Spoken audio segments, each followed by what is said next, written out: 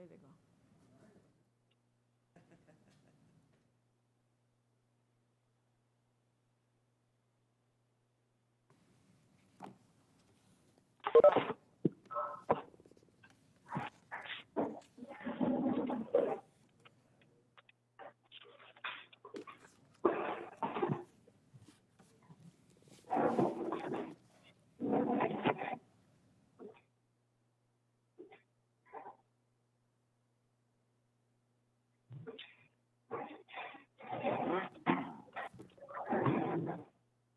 Mr. Gregg, you want to call the meeting to order?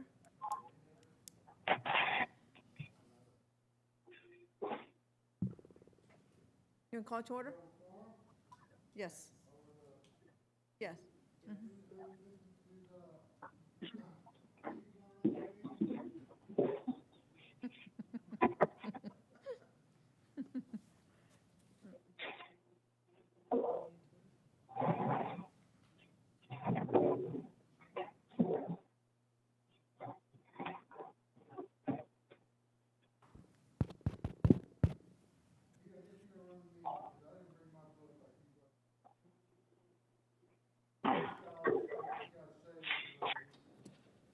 You know how to run it? You know how to run it?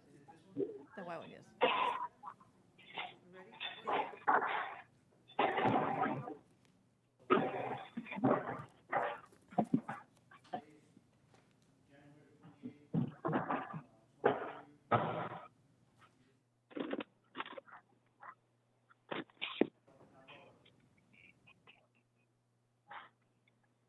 Pete, if you can turn on your microphone and speak in there so that we can get you on tape, please. And do the Okay. time. So, roll call? No. What time? At 1:39. Okay.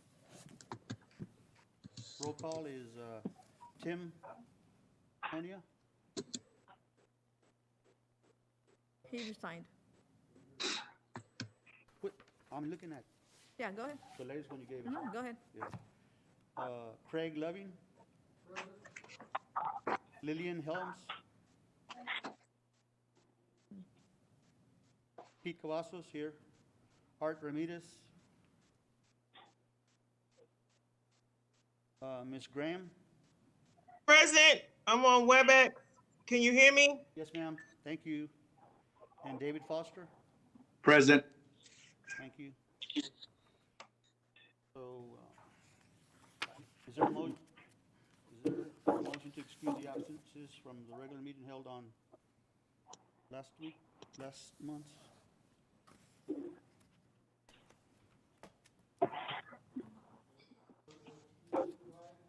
Let me see, hold on. This is mine. Yeah. Craig Levin, I'm asking were excuses provided for the last meeting from those that weren't present? Minutes.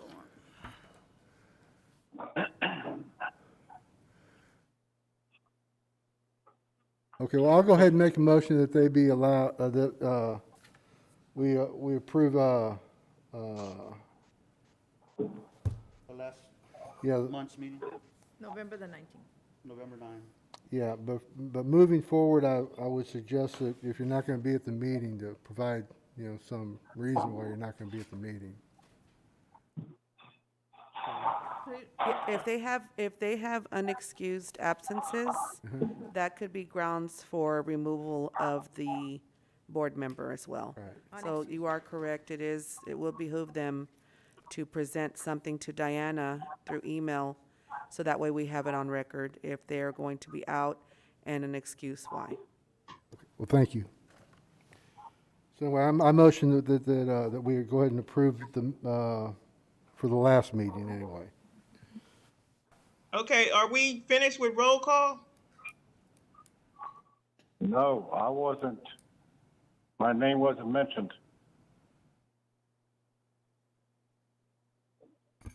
Let me see, hold on. Sorry, point of order. Somebody said their name wasn't mentioned. Who was that speaking? Luis Montelongo. Oh, okay, we're doing the roll call for the board members at this time, sir. If you'll just wait till they ask for comments from the public. Oh, okay. Okay, and I know we had a question about absences. I'm looking at the bylaws. This is Yvette Aguilar, the attorney for code enforcement.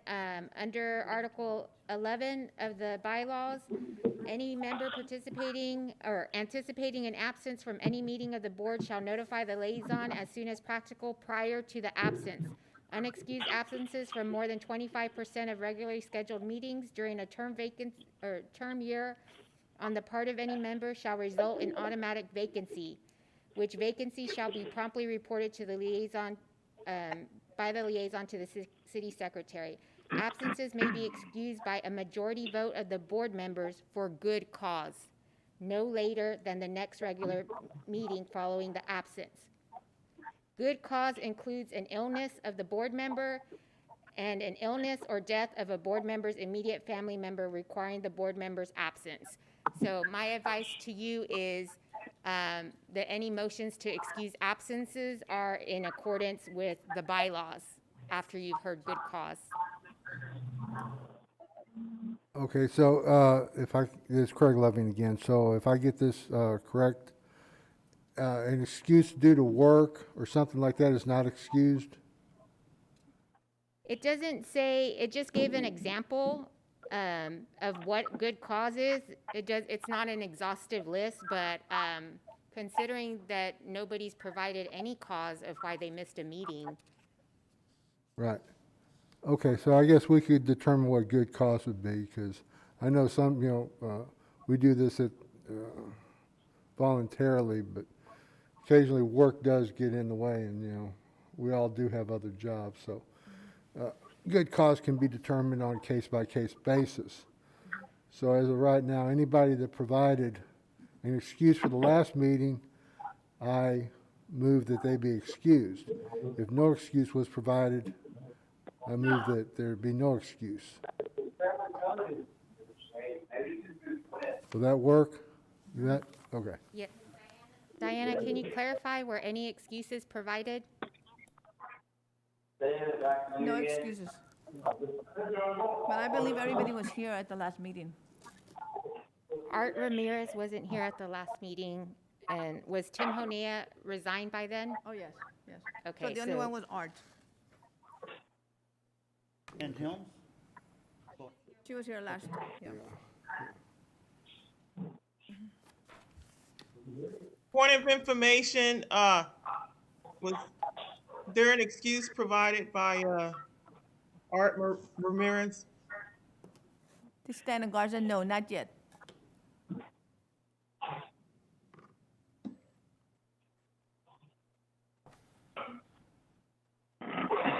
So, is there a motion to excuse the absences? We went through that? Okay, a second. Is there a second? Is there a second? Yes. Who seconded? No, I'm asking, is there a second? No,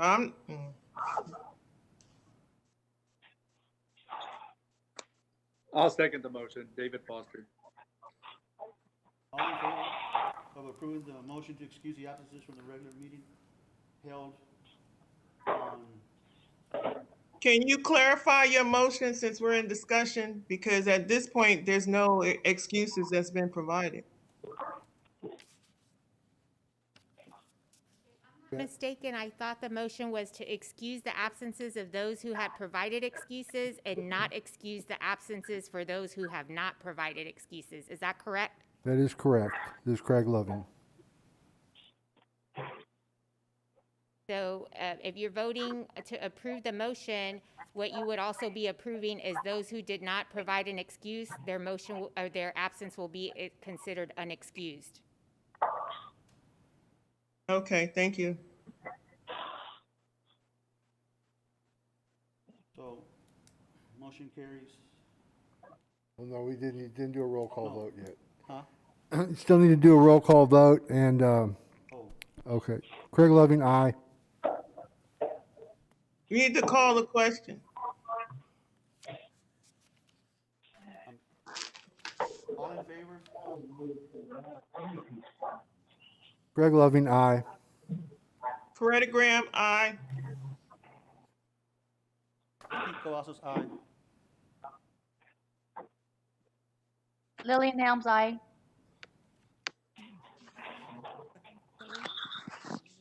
David Foster, aye. Any against? Okay, I heard Lillian Helms is present.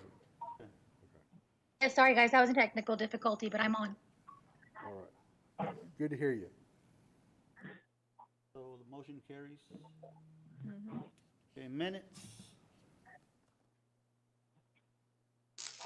I move to approve the minutes from November 19th.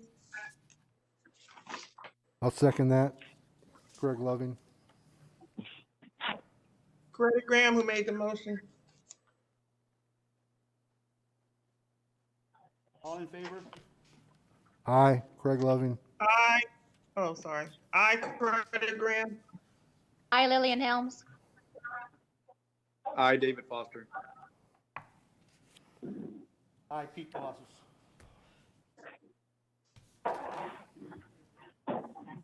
So, public comment? The staff report. Staff report. See, what am I, hold on. a minute. Okay, the staff report. At this time, we will hear from the city staff regarding the property located. That's it? To discuss the status on the cases for the staff report for January 23rd to I present. apologize, this is my first time doing this, so. Real quick, 1 second. I'm gonna answer something.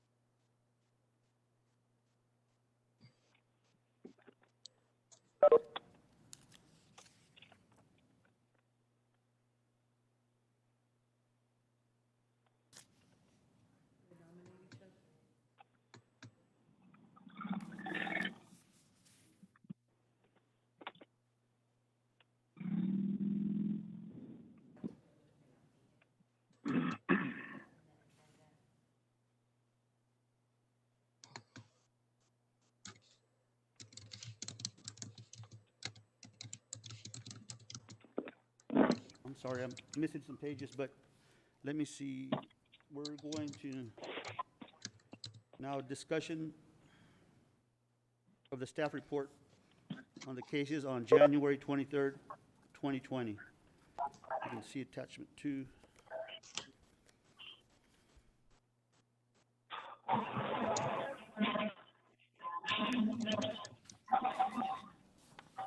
Is there any discussion?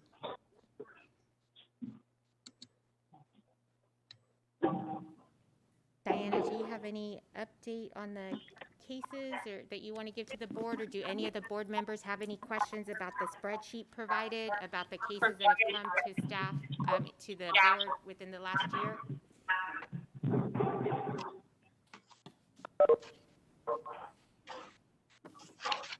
Diana Garza, just a little report on the staff report.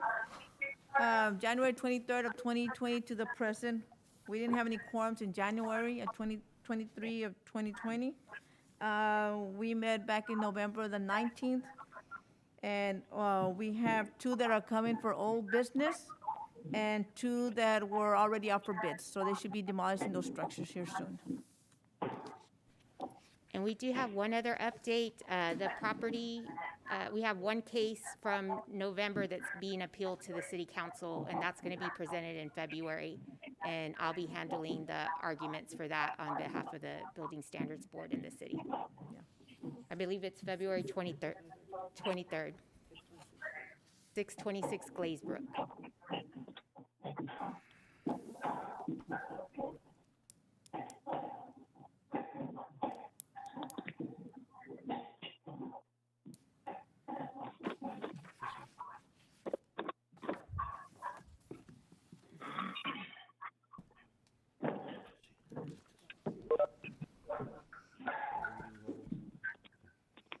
Is there anyone in the audience that would like to address this board on an item that's not on the agenda today? Yes, my name is Chris Dorsey. Yes, sir. Thank you. I represent Richard Grano, and it was on the property of 1438 Cambridge Drive. It's my understanding that was removed from today. Just wanted to confirm that. I'm sorry, 1538 Cambridge.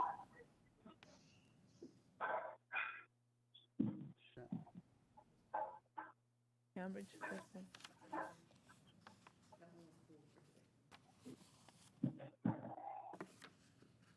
Mr. Dorsey, yes, that's true. That case was pulled for today. Do you have additional comments that you would like to make at this time? Yes, I have left messages for, I believe it's Diana Garza, and if you can contact me, we can try to get this resolved before the next meeting. I'm sorry. Whoever needs to contact It's not me. coming through very clearly. We couldn't hear what you last said about Diana Garza contacting you. Yes, she should have my contact information, but it's 361-850-0076. And I'd ask her to contact me so we can resolve this without the need for this hearing. In the next hearing, next month.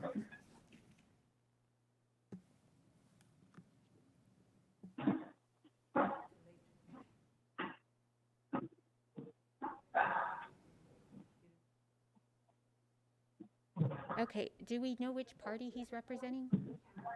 Yes, The owner? Anthony Richard Verano. This is his mother's property. Okay.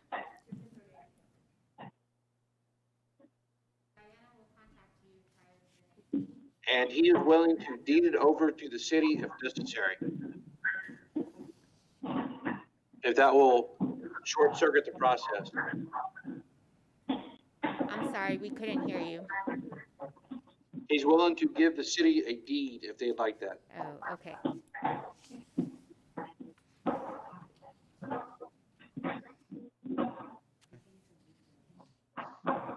Okay, if you're not speaking at this time, can you please mute your microphones because we're having trouble hearing the people who are speaking. And Mr. Dorsey, Diana has your information, and we can't discuss anything else about the property at this time. Thank you. Thank you. Thank you for your time.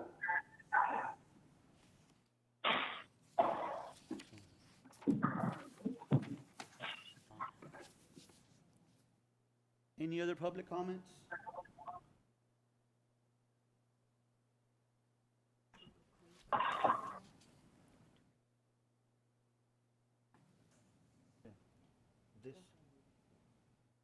Please be advised that the Open Meeting Act prohibits this board from answering or discussing your comments.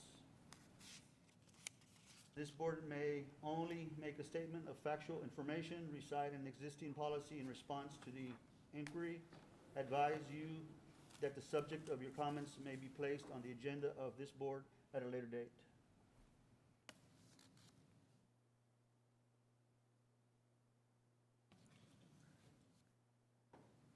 So if there's not any other public comment, we're gonna go ahead and close.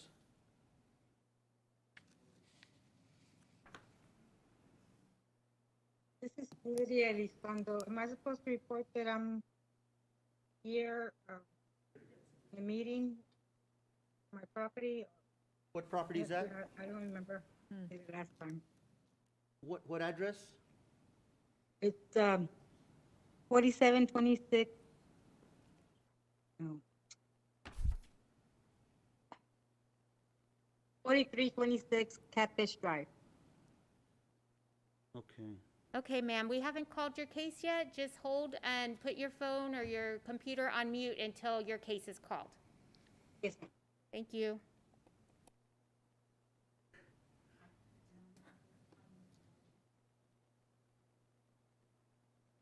Wrong. At this time, the board is gonna take nominations for the vice chair and the chair at this time. Do we have any nominations? I nominate Coretta Graham for vice chair. Craig Levin, I'll second that.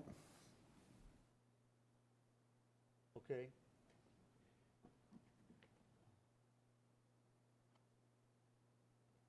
Now for the vice chair? No, credit. Do we have any other nominations?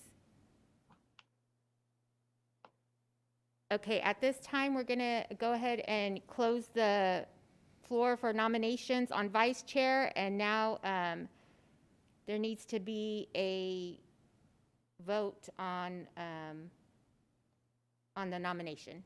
I make a motion that there be appointment by acclamation. Second the motion, Coretta Graham. All those in favor? All those in favor? Craig Levin, aye. Coretta Graham, aye. David Foster, aye. Lillian, Pete Cavazos. Lillian Helms, aye. Okay.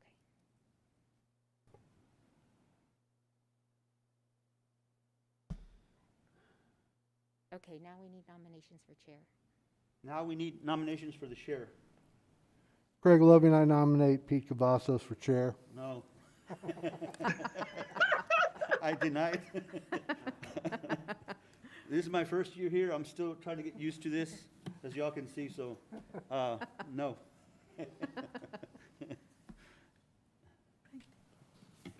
Craig Levin, I nominate Leanne Helms for chair. Second, Third, Coretta Graham, second. Wow. Well, Lillian, you want all to do those it? in favor? Well, does she accept? Well, I guess I accept. Thank you. Thank you, Lillian. Thank you, Lillian. Thank you. All those in favor say aye. Craig Levin, aye. Coretta Graham, aye. Pete Cavazos, David aye. Foster, aye. Lillian Helms, aye. Thanks, guys. And gals. Mhm. Thank you.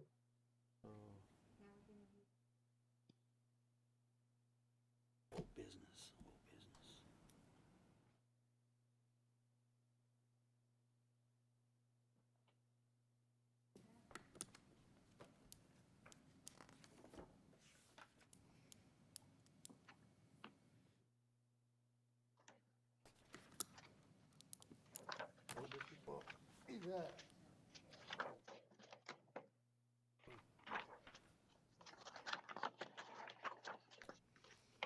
So, going off of old business, I believe at this point Lillian takes the chair. okay, great. You're out of the hot seat now, Pete. Thank you. If you can do me the one favor today, because I'm suffering a really bad cold today. Okay. Finish it off. How about you, Craig? If I give you this, you have more experience than me. Okay. You- Okay, now we're now going to revert to old business. Public hearing for the case to be presented. Oh, I got one right here. Thanks, yeah. 2442 Beaver Crest.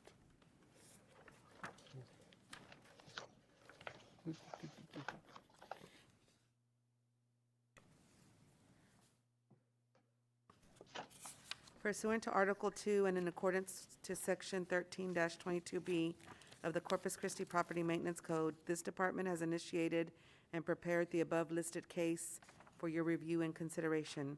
On March 29, 2018, the code official determined that there were reasonable grounds to believe there was a violation of the Corpus Christi Property Maintenance Code or any rule or regulation concerning the health, safety, or general welfare adopted by the city as it relates to structures or premises, and gave notice of such alleged violation to the owner of the property. 30 days have lapsed since the notice of violation was provided, and such violations have not been cured. Staff recommends a hearing be set for not less than 10 days or more than 45 days from the date of this complaint. At this hearing, staff recommendation for the above-listed property will be repair demolition.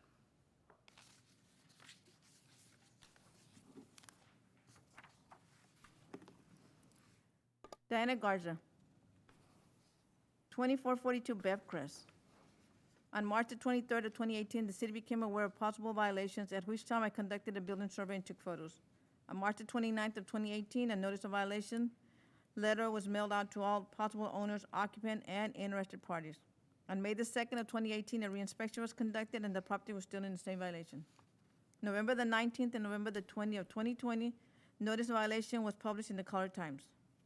January the 5th and January the 6th of 2021, notice of hearing was printed in the Caller Times. January the 4th of 2021, emailed the complainant letters to the BSB members. Copies of each project was filed with the Nueces County Clerk's Office.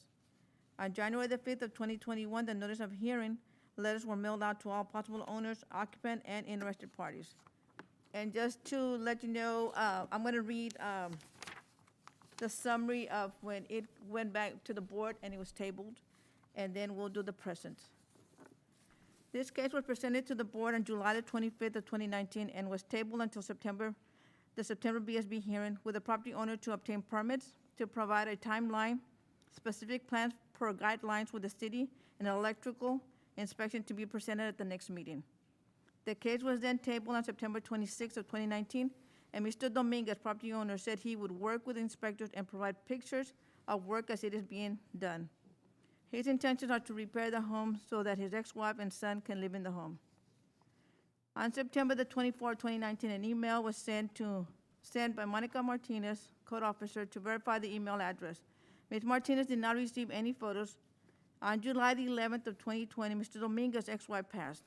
On August the 6th, 2020, I received some photos, but it was from the yard showing that the grass had been abated. On October the 8th of 2020, I emailed Mr. Dominguez to give him my email address so that he could email me photos. It didn't happen. I called Mr. Dominguez to let him know that the property was going to be going to the November 2020 board hearing, and he would have to get a notice he was going to be getting a notice for the hearing. I called Mr. Dominguez on Friday, November the 6th of 2020 to set up an appointment to meet at location. I told him that I needed to take current photos for the board. I met with Mr. Dominguez on Monday, November the 9th, to take photos. This case was presented on July the 25th of 2019 and was tabled until, this is the same thing, okay. On January 26th of 21, Mr. Dominguez had been working on getting the structure up to code. I have been at location many of times to see the progress. Mr. Dominguez still needs to get a final inspections for the electrical and an overall of the building. I went out on January 13th of 2021 for a reinspection, and Mr. Dominguez didn't have the finals. There are still minor repairs that needed to be completed. That afternoon, the electrical inspector gave him the final. A building final was still needed. On January 22nd, 21, Mr. Dominguez called the inspector for the building final. The inspector came out, but told Mr. Dominguez that he still needed to complete the repairs. Our final was not approved. So, what I'm going to show is the photos from the beginning to what we have present. Is that okay? We go through the whole thing.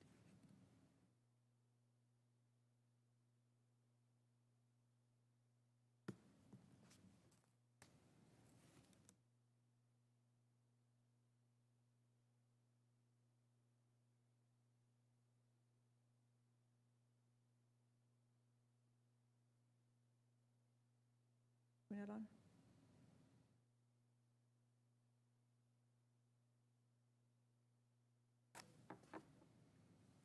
Do we let them know? Ms. Padilla? 2442 Bevcrest is on, we need it on the screen. Ready for photos. Did you pull up the PowerPoint? I have it on,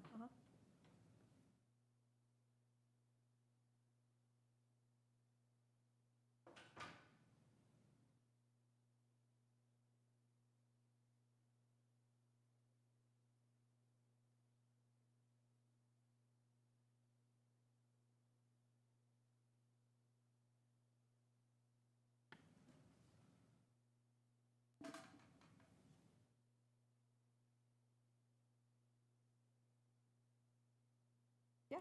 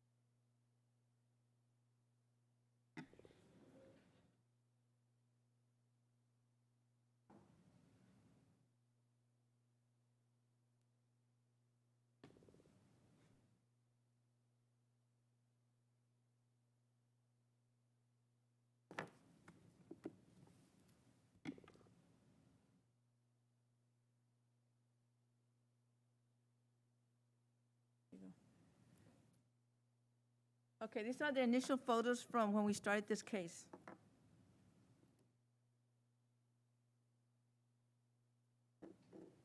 And this was a fire damaged structure.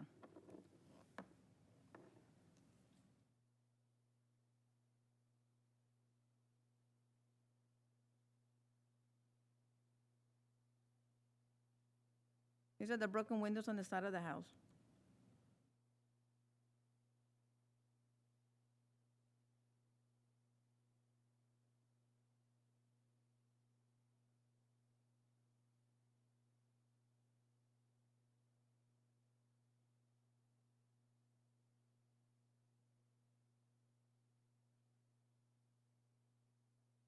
These are still the exterior photos from the outside of the residence.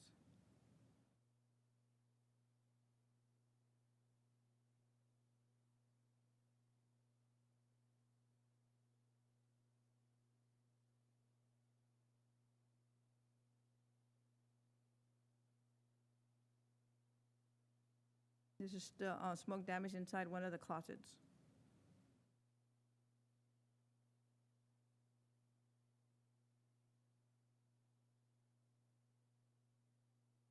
The water heater.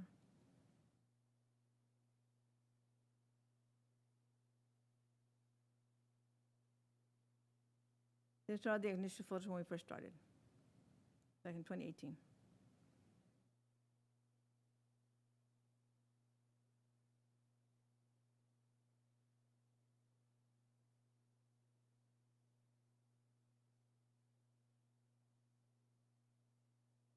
It's one of the windows that was broken out. It's the bathroom.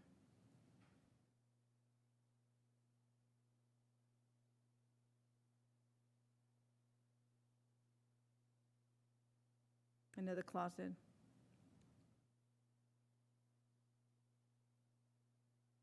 One of the bedrooms that was still not completed.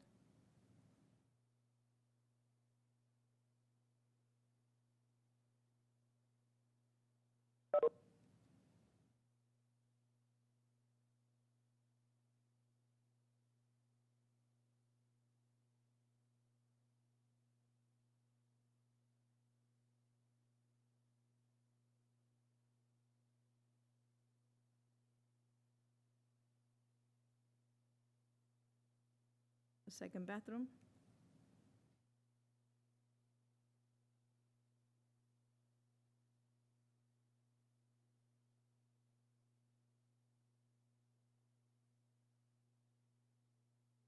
The living room. The kitchen area.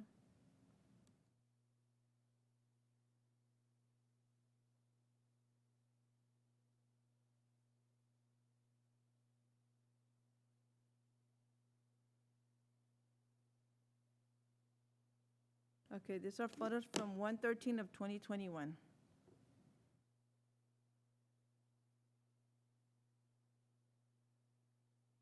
He still had, at the time that I was there, he still had broken windows in the front. This is the kitchen area. He still needed to put cabinets, complete the kitchen area.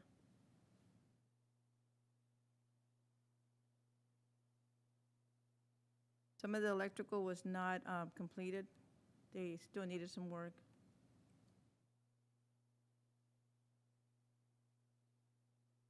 Didn't have trimmings around the doors.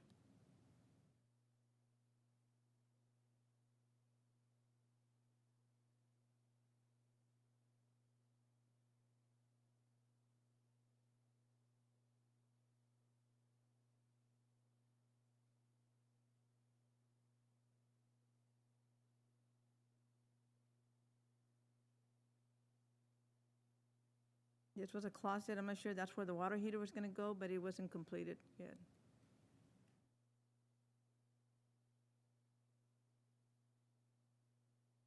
The door jambs were still not fixed. He still had broken windows here. He was working on a closet here. The bathroom.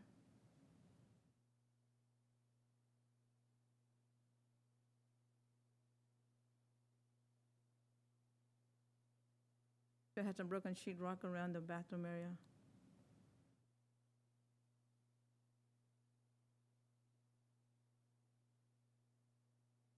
Two side windows were still broken.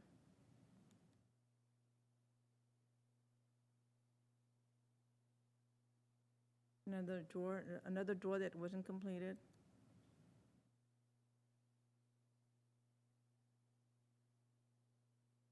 Another broken window.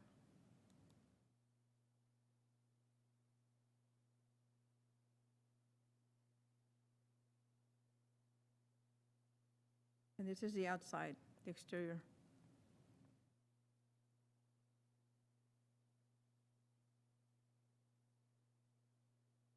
This is where the brick is separating from the wall,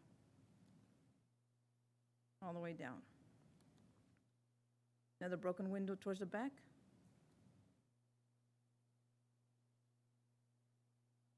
The back door, that's the chimney in the back, still had some rotted wood.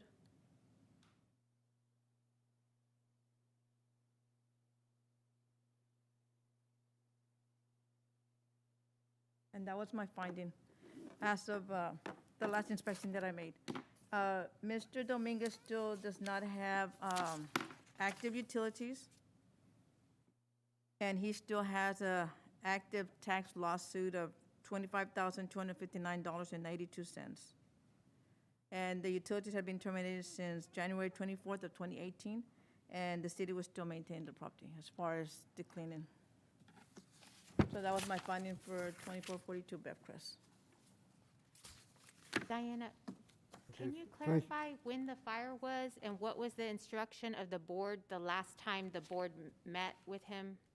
I don't have, It should it be on your timeline there?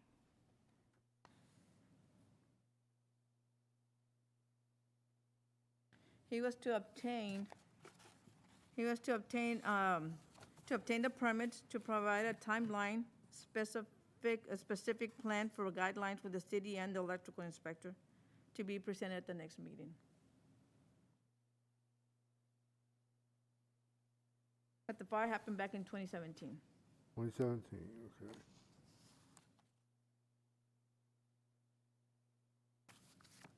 Is that your report, Diana?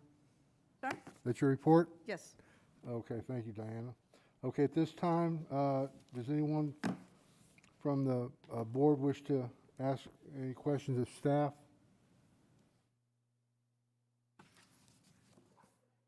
Anyone from the board?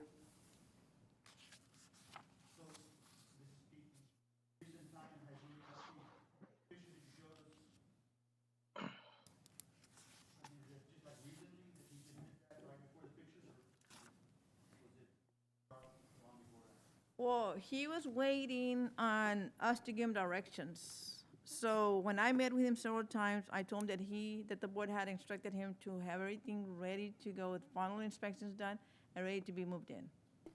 His understanding was that he thought that he had to wait on us. So when I went out there to take my photos, those were the last photos that I was gonna take. I wasn't gonna go back and do my final like before the meeting. So he does have photos of the completion.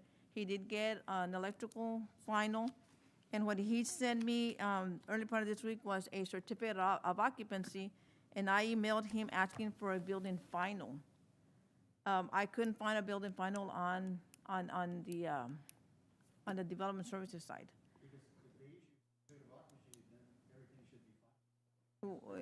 That's correct, but development services has been doing different ways of doing their inspections. And like he had done a concern to the inspector that he wanted to move in and then finish the completion. But when the inspector went out there, the inspector told him that he still needed some work to done, but it wasn't like he was giving the final inspection. So I'm not sure. I wanted him to verify that if he did get the final inspection, I needed a copy of that. All he provided was just the certificate to occupy. And I'm not sure if that was the understanding that I can move in and I can finish as I'm working as I move in, or it was supposed to have been done and then move in. So I don't know.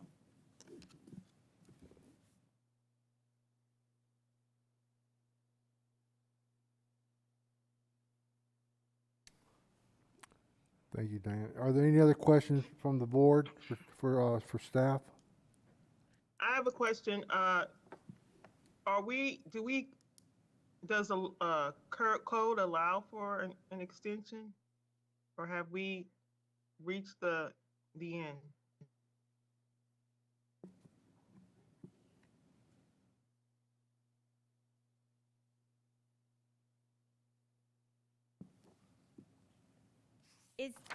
Before I answer that, is the owner present?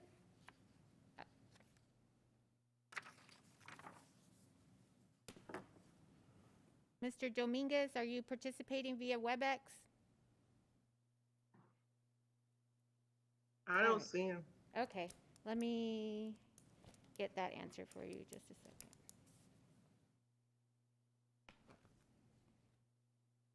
Well, just before the meeting, he did send an email asking for the WebEx to get in, so we did send him that information.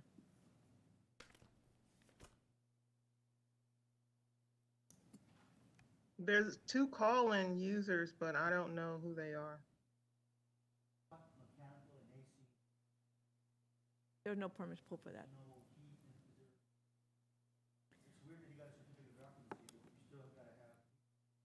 That's correct. And like he does have no utility set up yet or anything. He doesn't have anything. And that's like, I tell you, development services has their way of doing, it wasn't like before. Yeah. Okay, so if y'all have your books, I'm not sure, it should be page 4 of the state law, local government code. So it says under subletter H, in conducting a hearing, the municipality shall require the owner, lien holder, or mortgagee of the building to, within 30 days, secure the building from unauthorized entry or repair, remove, or demolish the building unless the owner or lien holder establishes at the hearing that the work cannot reasonably be performed within 30 days.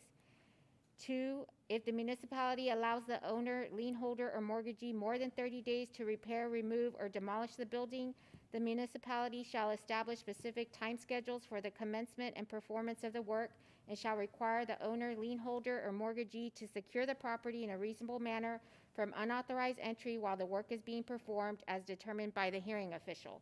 So basically, at the last hearing, which was on what date, Diana? The last hearing? Yeah, when the board told him, gave him specific timelines. That was in November. 2019? Mm-hmm. So over a year ago, November 2019, the board, using that subsection, gave him more than 30 days and gave him specific instructions of what to have completed within 30 days. However, the next board meeting, we didn't have a quorum, and we didn't have a quorum for several board meetings after that. We had to pick new board members, so he's had way over the 30 days to do what the board initially asked him to do. And then your other state law requirement is you may not allow the owner, lien holder, or mortgagee more than 90 days to repair, remove, or demolish the building or fully perform all work required to comply with the order unless the lien holder, owner, or mortgagee submits a detailed plan and time schedule for the work at the hearing and establishes at the hearing that the work cannot reasonably be completed within 90 days because of the scope and complexity of the work. So those are your parameters for what you can do today. Hello? Can anybody hear me? Yes. Hello? Hello? Who's speaking? Robert Dominguez. I've been trying to, I thought y'all couldn't hear me. I've been trying to ask some questions. Okay, well, we I could. think you may have been on mute. No. I tried to ask several questions and I wasn't getting a response, so I was in a panic here.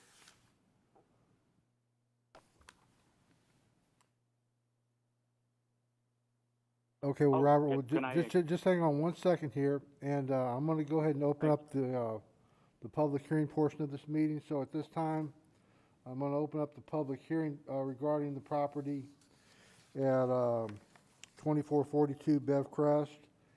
And is there anyone waiting or wanting to speak in favor or against staff's recommendation of the property located at 2442 Bev Crest? You may now present your comment to the board. That'd be you, Robert. Okay, sir. Thank you. Thank you. Can you hear me okay, sir? Hello? Yes. Yes, we can hear you. Hello? Okay, thank you. I do have the final inspection. I did the building, the electrical final. I had it all rewired. The inspector came in, said I could put my trim in as we go, and the trim's already there. When we last spoke, I sent you all the latest updated photos of the house, just almost finished. All we do need is to trim out the doors. I got my certificate of occupancy. I asked for copies of their final inspections. All I know is when I went to the city to get the C of O, they've got them there. They didn't give me a copy.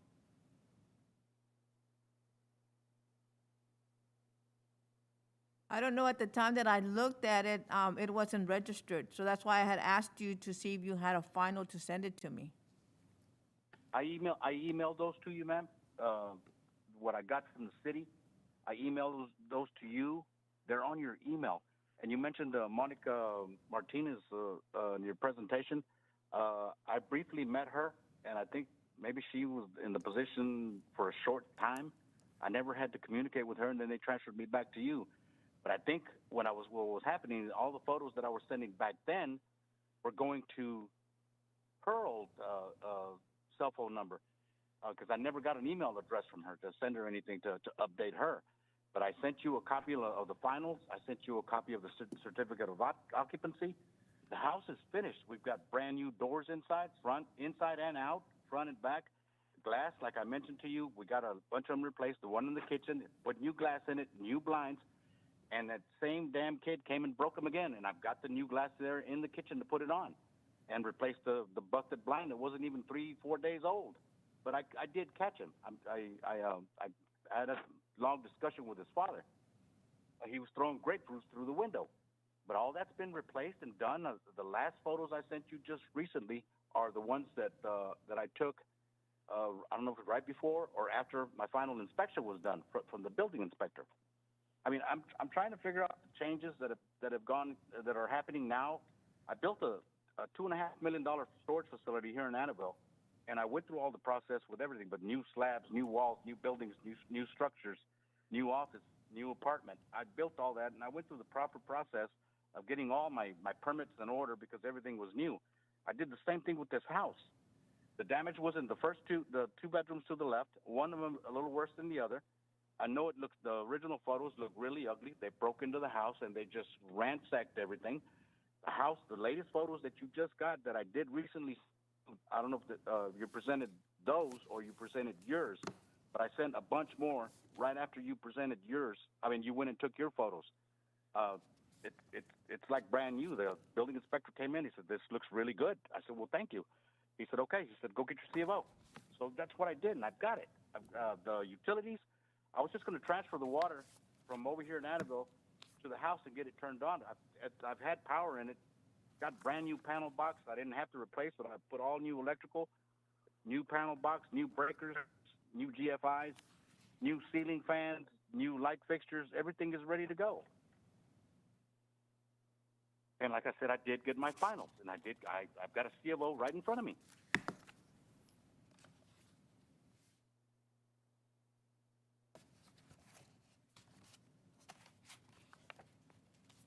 Okay, thank you, Robert.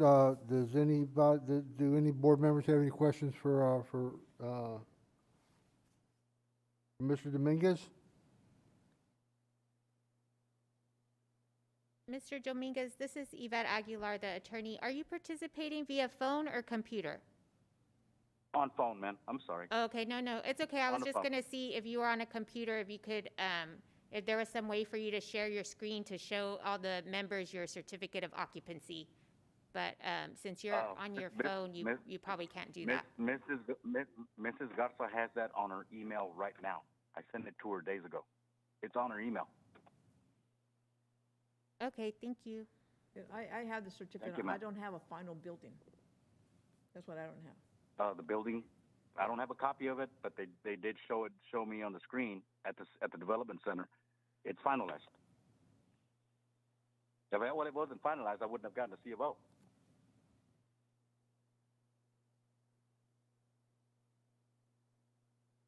Okay, Robert, I'm gonna ask Yvette a couple questions here.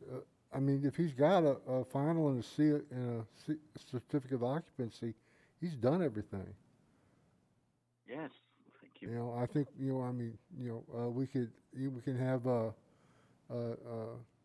Ms. Garza check it out, make sure it has been done, but I think that this case is over with then. I'd like to take a minute to say this, sir. It's been a while that this happened. I was fortunate enough to meet someone to help me build a facility. That, as a matter of fact, I recently, on January the 14th, and we're closing on the property on February the 25th. But it did take a while because I did have a wife that was in very poor health and struggling, and just God bless her. I'm sorry. It was a long illness that she had, and she was on dialysis, and she ended up catching that thing that COVID over at the dialysis center, and she was about to be released from the hospital, and she went into cardiac arrest, and that was it. Mm-hmm. And these past, right after her death, I mean, if anybody can understand, or they understand what one goes through when you can't see your own, she died alone. We couldn't see her. She was in a freezer for I don't know how many days, close to a month, because we couldn't, making all the arrangements. And it was just a big wait, sir. And I'd like to apologize to the board members, but I did get this done. I borrowed $15,000 to get this finished. I know I owe property taxes on it, but come the end of February, I'll have, like my attorney told me, enough money to buy a dozen houses. So, again, I apologize for the delay, but we were married for 42 and a half years, and she's been sick for the past 20, and it's got worse and worse and worse and worse, and it finally took her life. So again, I apologize, but I did it. I got it done. I followed the rules. I was asked to do this. On a timeline, I needed some help to write that down on our last meeting. I was there 2 or 3 times, and these committee meetings were postponed, but I was there. I didn't avoid anything. I needed some help to write it down. My homeowner's permit was pretty basic, but we did upgrade. We bought a lot of new stuff, all the new lighting fixtures, like I mentioned, new ceiling fans. And she's got the latest photos I just sent her. The C of O is on her email address as we speak. And she confirmed that she received it. So if you need a copy of that, or I can email somebody else another copy of it, I can do that. I just don't want to I don't want to get cut off on this phone. No, okay, Mr. Dominguez. Well, on behalf of the board, my condolences to your loss, and I can say that, seldom do we, have somebody that, comes through and does what they say they're gonna do, even though it does take them quite a while to do it, it has been done, so, I'm not. Thank you, sir. Thank you. It's happened so few times, I really don't know how to proceed from this point on. Well, I think normally if Diana had all the proof, she would have pulled it from the agenda Right. because it's no longer substandard, but I Right. think that's the issue is, Okay, well, how about we just table this till Diane can, okay, so I'm gonna go ahead and, I'm not gonna ask for a motion. We're just gonna table this till Diane can check it out and we'll go from there. Does that sound good, legal? Second, Coretta Graham. Well, go ahead, Ms. Graham. Oh, I move that we table this matter to the next board meeting. Okay, so I now have a motion to be tabled. Can I have a second, please? Okay. So I have a motion and a second. Roll call vote. Anybody can Coretta Graham, start? aye. Oh, you gotta call the roll, sorry. Go ahead. And Pete, aye. Lillian? Aye. And who else we got? David Foster, aye. Okay, I think that looks like about it. Okay, so, to follow everything, I'm gonna go ahead and, just, back up real quick, and I've done closed public hearing, and I've gone the motion from the board. And so, this, agenda item has been tabled till our next meeting. And good luck to you, Robert. Thank you, sir. Can I mention one more thing?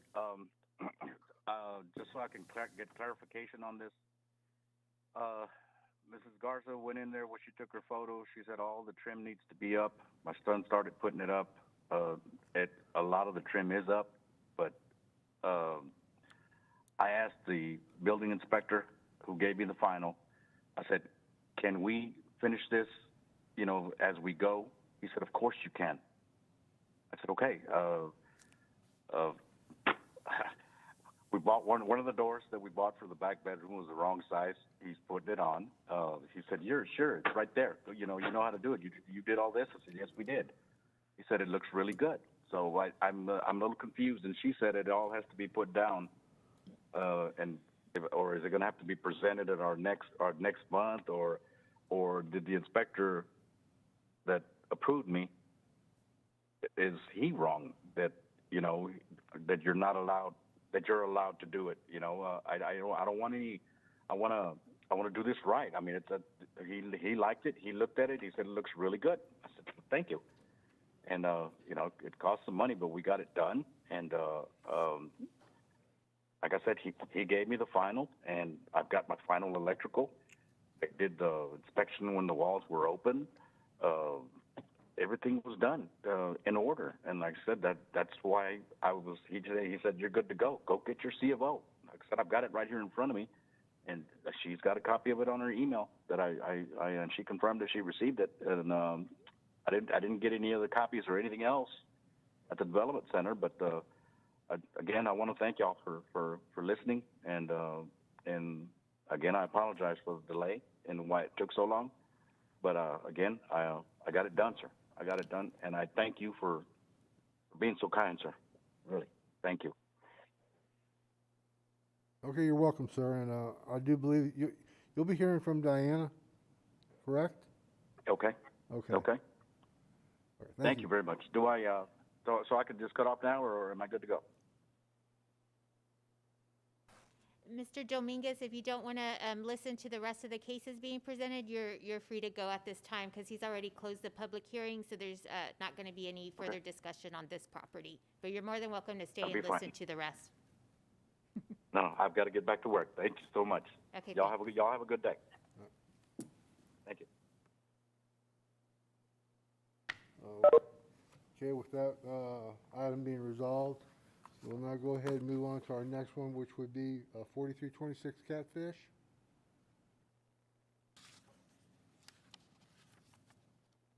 Yes, it's Lydia Elizondo. First, we gotta have to have staff's report. Oh. Was somebody talking? Yes, Okay. Anybody who's on the WebEx, either by phone or computer at this time, can you please mute your microphones until the acting chair asks for public comment on this property?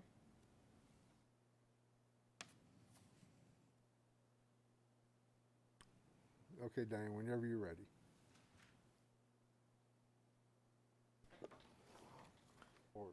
Dear board members, pursuant to Article 2 and in accordance with the Section 1322B of the Corpus Christi Property Maintenance Code, this department has initiated and prepared the above listed case for your review and consideration.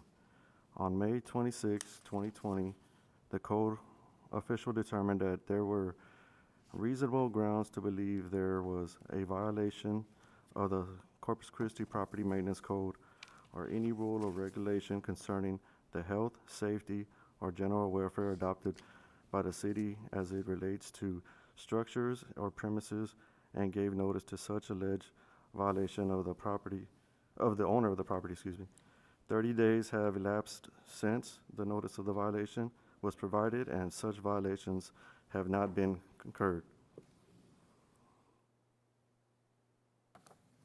Okay.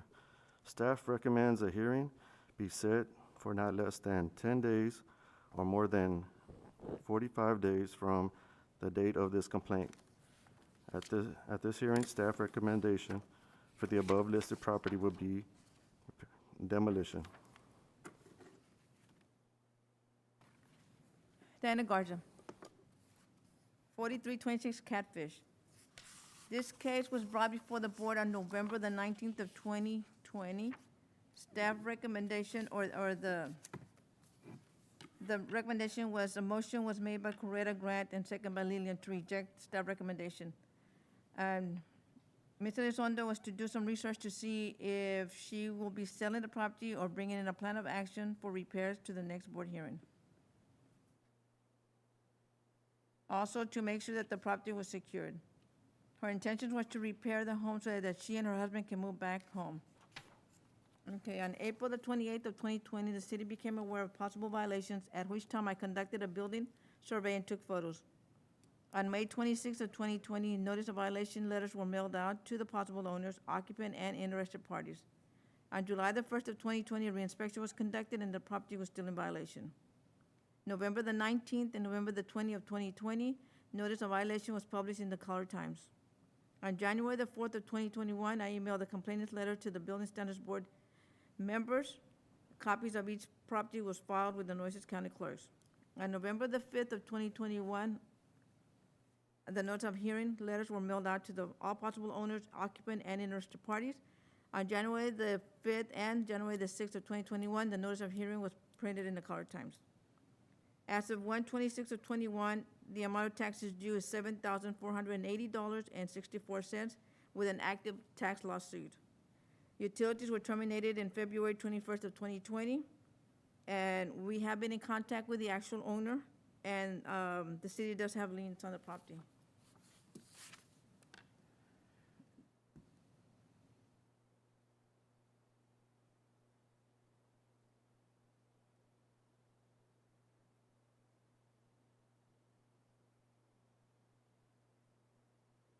On this one, we're going to run through the initial inspections from the very beginning to now.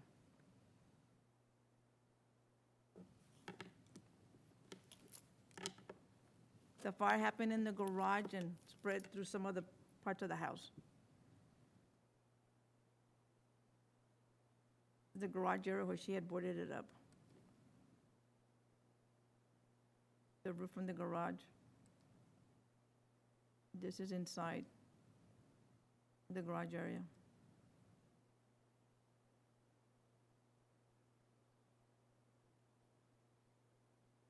Part of the roof that had burned.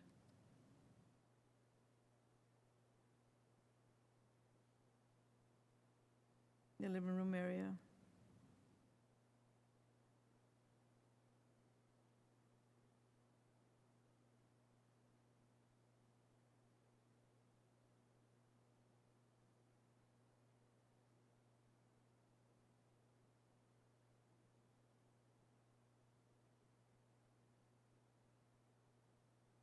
At the last meeting, we also remember I had said that she was moving in some of her stuff back into her house because she had lost her storage area, so she had brought some of her stuff back in. This is the kitchen area.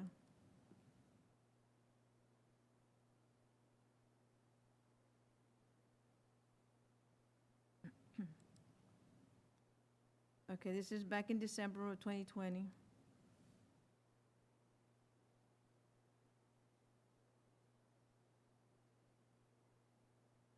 It was still in the same condition. She did try to secure it, but they broke the padlock and stuff, so it was open from the back. People could have walked into the back also. This is the backyard.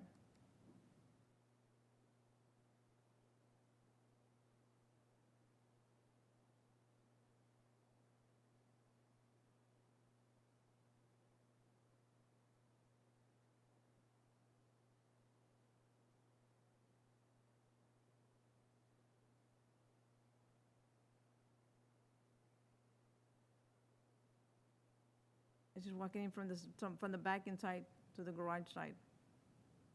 Same thing is still there.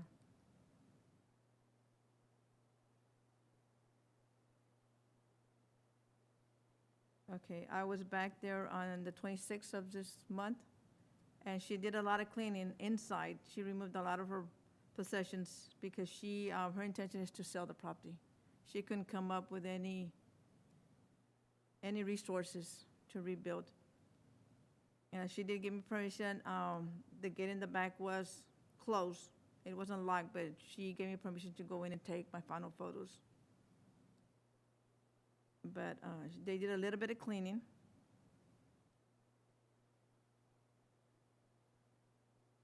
This is the trash that they're gonna be disposing.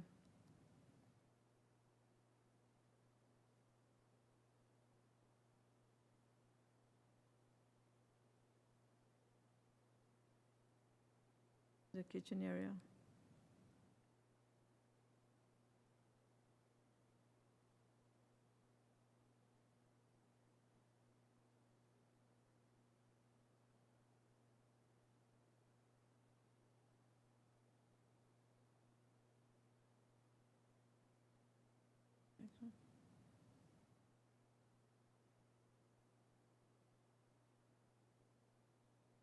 The kitchen. This is the room where they have been cleaning. This is the hallway. And that was my finding. I did talk to her here recently, and they're gonna sell the property. Excuse me, what was that, Diane? Sir? What was that you said? That she is gonna sell because she has no means of fixing it or doing anything with it. She's She going to doesn't sell? qualify. Sir? You said she's going to sell the property? She is. She's already gotten a real estate person that's gonna help her sell. Okay. Okay. Okay, well, at this time, do any board members have any questions for staff?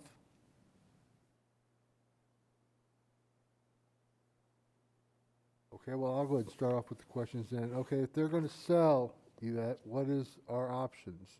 To wait and see what give them till the next meeting to sell the property? Well, I think the issue is it's a health and safety hazard. It's unsecured. You could give her some instruction about securing it, but I think we've already done that. Yeah. We probably want to hear from her and see, when did she get this realtor? Does she have some kind of timeline for the sale? And that might help y'all make a decision if you want to table it or table it with conditions to make sure it's secure. We can't give like an unlimited timeline, like you're going to have 6 months to sell it, because it's a hazard to the public right now. But I don't know. Okay. I believe she's waiting to talk to us? Yes. Okay. Are there any other questions from the board members to staff? Okay, well then at this time, I'm going to open this to public hearing regarding the property located at 4326 Catfish. And is there anyone wanting to speak in favor or against staff's recommendation of the property located at 4326 Catfish. You may now present your comments to the board. Yes, my name is Lydia Elizondo. I'm the owner of the property. Can you hear me? Hello? Yes, we can hear you, but speak very clearly, please. Okay, the property is secured. What was happening on the side gate is that we were removing the storage room in the back, and my son forgot the key, so he had to unscrew the latch. But there is a lock there. But when Ms. Garza called me, I called my son because they had been moving these few days, the storage room. I told him to leave it open because she was going to have to go take some pictures. But the property is secured from anybody entering the, the house or in the back of the property. I did, back when I came to the board meeting, I contacted Ms. Becky Salinas, she's a realtor, and unfortunately, she didn't do nothing. On January the 5th, I contacted her again and told her that I no longer needed her services. Mr. Serna, he's a realtor, and he's going to take over. I'm going to meet with him Monday so he can take pictures of the property, and he's gonna help me sell the property.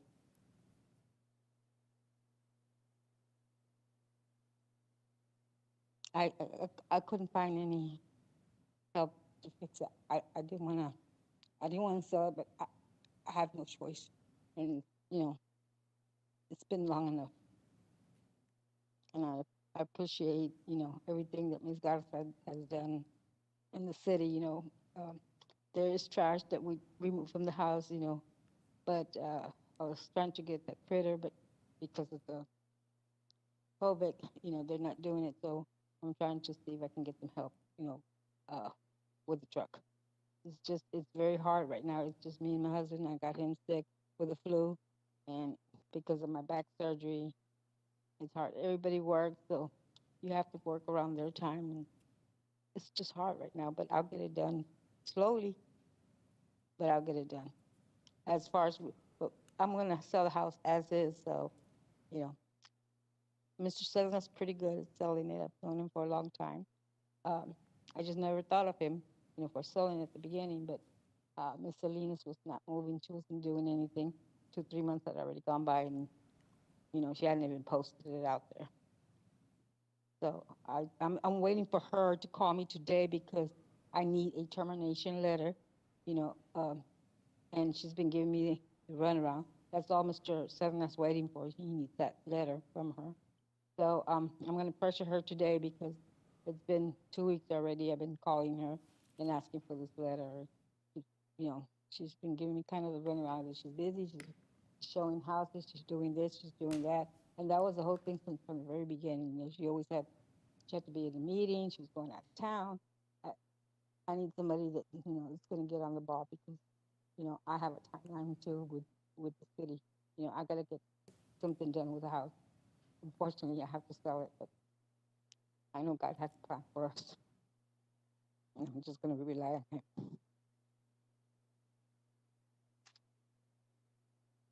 I don't know how long it's going to take to sell it, only because of the condition it's in, but hopefully with the Lord's will, it'll sell pretty fast. Like I said, I trust Mr. Sedman to sell it quickly as possible. Thank you. Okay, has this realtor seen the property? No, he's going there Monday. He was there at my property before this fire, so he knows, you know, but he has not, he can't do nothing until Miss Salinas gives me that paper of termination of the contract where I had signed, so she could put the house, you know, out for sale, property. But she never did anything, but he needs that paper before he takes over by law. And that's why I have to pressure her. I got to get that paper because by Monday, I have to meet with Mr. Sesna there at the property so I can unlock the door and he can take pictures and he'll put it out there for sale that same day. Can we ask a question? Yes, go sorry? ahead, Ms. Graham. Thank you. Ms. Elizondo, what about the the back taxes? When I sell the property, that's what's gonna be paid off. That's the first thing that has to get paid off. That's the way it works. When you sell a property and if you owe any taxes, that's the first thing the, uh, the title company does is pay off any taxes that's owed on the property. At least that's the way I've known it always to work. I don't know if there's been any changes on the laws, but that's the way it usually works. The first thing that gets paid off is property taxes before the owner of the house, the seller, gets any money. The realtor gets paid, but first of all, taxes gets paid, and then the realtor gets paid, and then the title company gets paid, and then whatever's left over goes to the seller.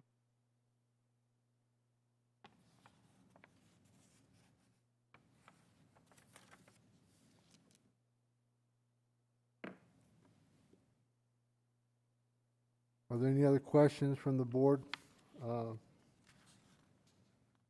Ms. Elizondo? No, I'm just asking you to, just give me enough time, like I said, because of the condition of the house. It might take a little bit longer than if it was not, damaged the way it is. I do have documents were showing, from the inspector, he's the engineer, and I mean, what needed to be replaced was not very much is the whole garage, mainly, in part, a little part, a small part of the kitchen and small part of the living room. The rest is smoke damage, but I don't have the money. Even if it was just one room, I don't have the money, and I couldn't find any resources. I depended a lot on the Catholic Social Services because Mr. Francis promised me that he would take care of it, that even if FEMA wouldn't approve it, that he had other resources, and then he vanished, and I couldn't find resources. I applied for so many venues, but couldn't get help. Okay, well, thank you. Diana, can you clarify when you said it was that she allowed you to enter, but it was still open from the back? What did you mean when you said that? Well, the front door, the back door from the patio going in, the door was open. It's not secured. Then the boards that she had in the front, on the garage, they're loose to where you can pull them and somebody can go into there. The gate in the back doesn't have a lock, and they can just open it up and get into the back.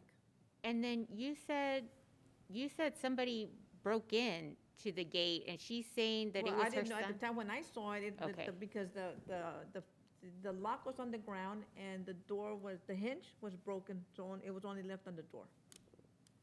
So it looked like somebody had pulled it, and that's the way they broke. But now she's saying that they're the ones that broke it because they lost the key to open the gate. No, we didn't lose the key. He forgot the Oh, key. he left the key at home or something. Yeah, and there were, because he was locking it every time he was, they would go pick up pieces of the shed. But, I mean, we can try to secure the boards that we have up there, because they are nailed down there, but you can see cracks open, but we could try to find another way to secure it a little bit better.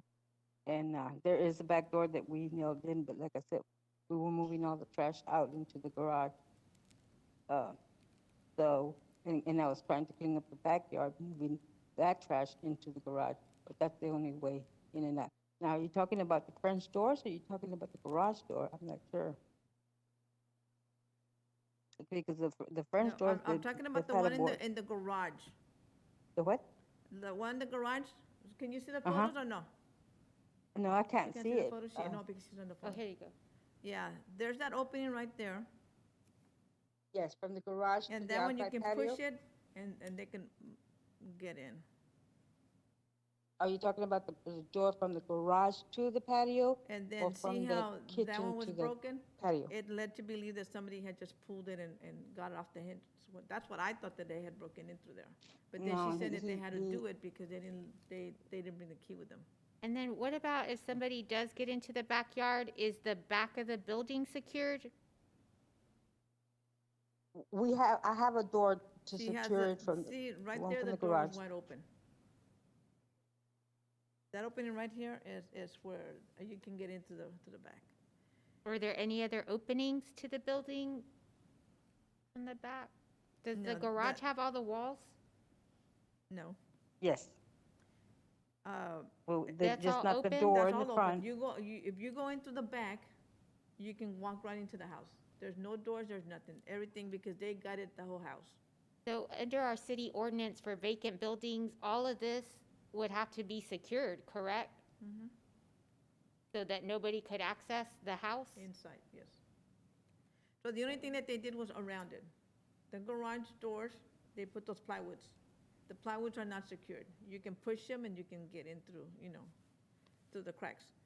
And then if you go to the back, because the gate in the back is not secured, you go into the back door, they put a door there, but you can just open and get in. It's not secured. It's locked or anything. And do we have any reports of children or vagrants getting in the building? No, no, when I go out there, I know the neighbor across the street had a concern about it, and, I don't know if the neighbor to the right of them, of her, because I know that they have kids, because I've seen like toys and stuff outside, so I don't know if they have a concern with their kids going, I don't know how old they are though. But yeah, it's wide open, it's just like a big old square, That's the opening there, you can, yeah.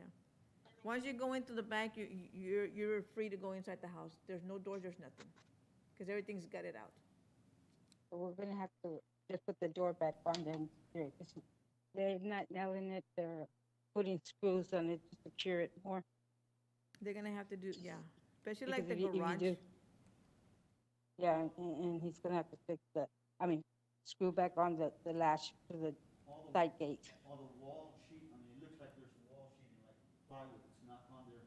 You're saying the walls, the studs are there, but the sheeting is not there where you can walk into, so they have to provide the exterior wall sheeting to secure the Well, house. yeah, besides the because door. once you walk into the back, you're walking into the back of the garage.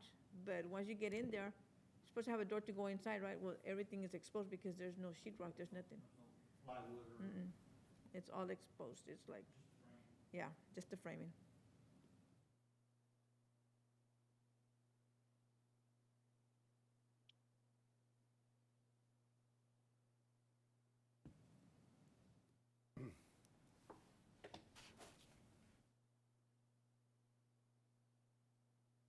Okay, so there are no questions from the board to to Lydia Elizondo, correct? No one else wants to speak on this?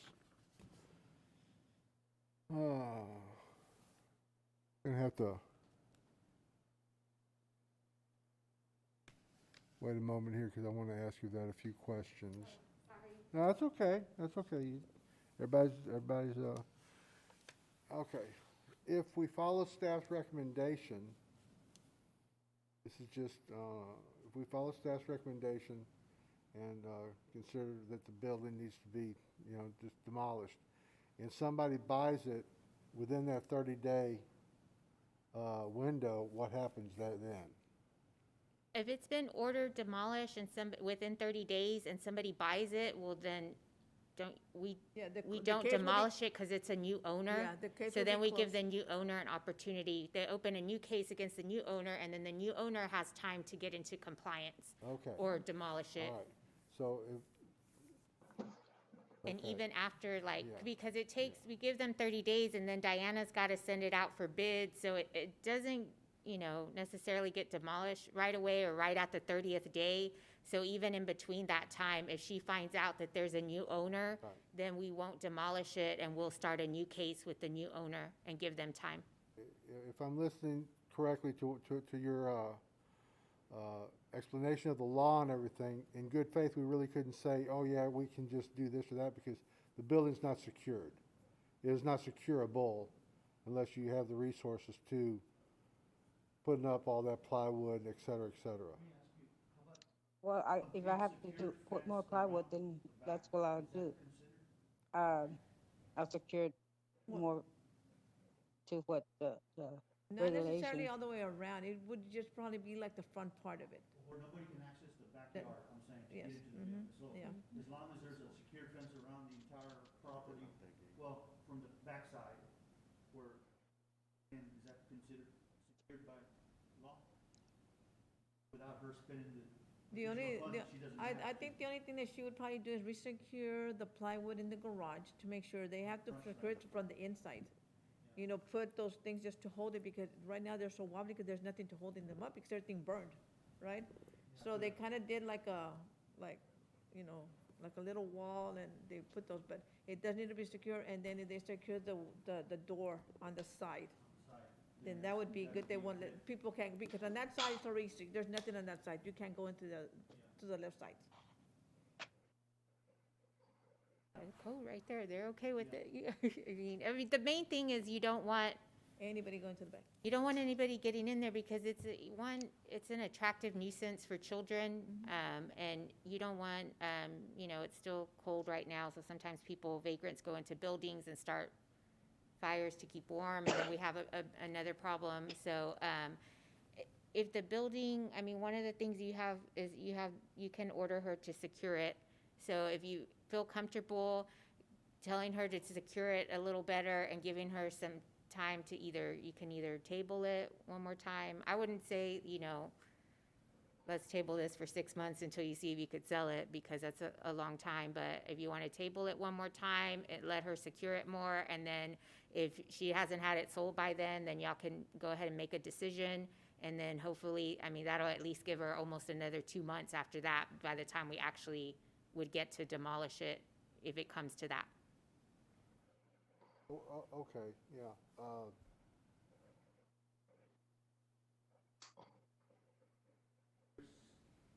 couple of months to sell, and then. Well, our next meeting would be in March. Our next meeting should be in March. So, Pete, it would be your motion, but a good motion would probably be to table it until March. March, we'd like to see it have her have sold it. If that's her intention, please be a motivated seller and sell the building, and it's no longer her problem then. And probably add the caveat that it needs to be properly secured, the gate and the garage door opening or area. Within a certain amount of time. Mhm. Within 2 weeks or something. Yeah. So I motion that we have it secured within the next 14 days, and So table next till meeting. the next fourth meeting. Okay, we'll make that a motion, Pete. Okay, I'm gonna go ahead, wait, hang on a second. I'm gonna go ahead and close the public portion of this hearing and open this up to a motion from the board. I motion that we give 14 days to secure the property as per city ordinance, and table it until the next board meeting in March. Okay, thank you, Pete. Can I have a second for that motion? Second, Coretta Graham. Okay, I have a motion and a second. We'll have a roll call vote. Pete? Coretta? Aye. Lillian? I'm Lily and I. David? Aye. Okay, I think that's everybody, correct? Okay, Craig Levin, aye. Okay, so that's the motion, and this case is tabled until our next meeting. With the understanding that she will secure the property. Secure the property, and hopefully she can get it sold before Sell our it. next meeting. By the next meeting, something has to happen with this property.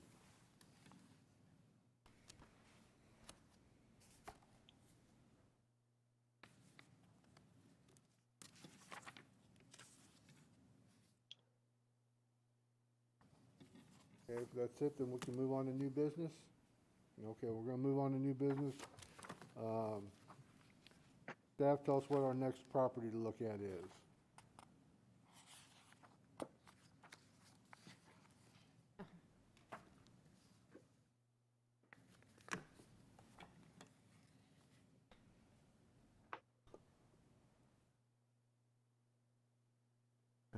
Dear board members, pursuant to Article 2, in accordance with Section 1322B of the Corpus Christi Property Maintenance Code, this department has initiated and prepared the above listed case for your review and consideration.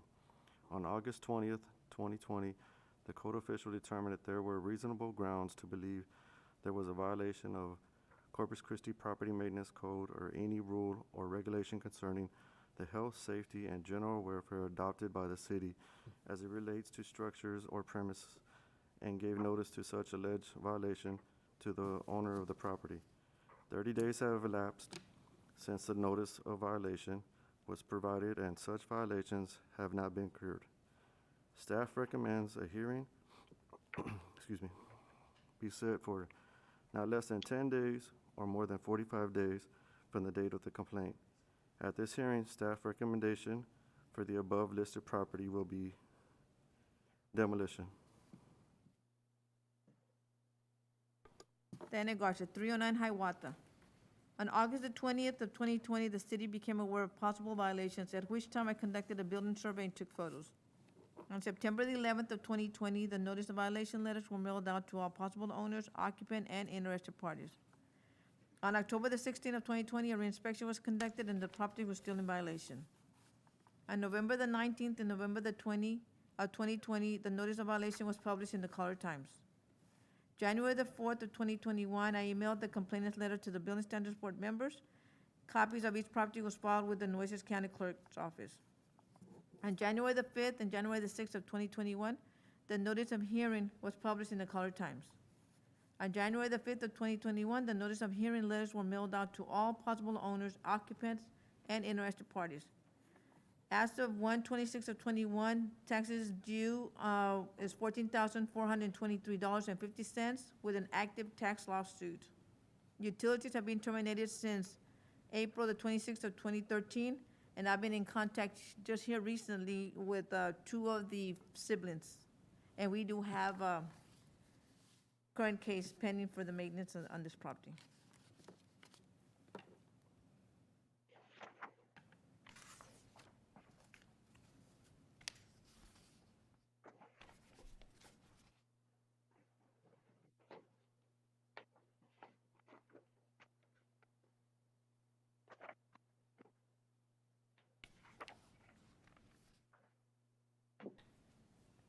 These are my findings for 309 Hiawatha.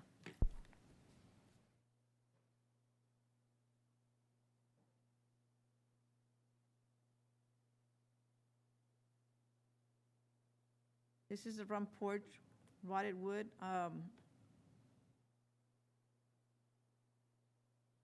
This is the front of the property. The eaves. The side of the house. Rotted wood. Worn roof.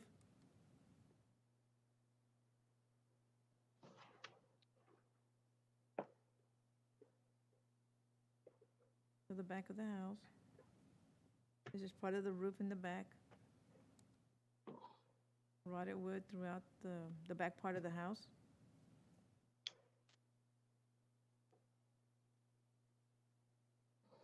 The back porch, inadequate support, couldn't walk to the top of there.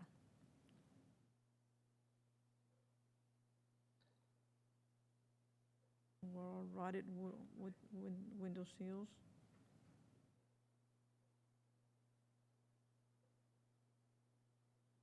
This is going inside the house. Part of the roof, part of the ceiling, all the insulation, broken sheetrock.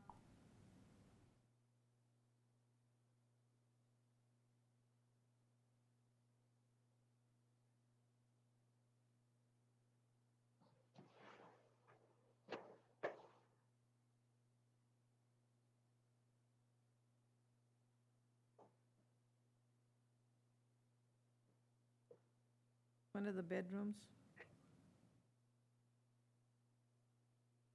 A broken window.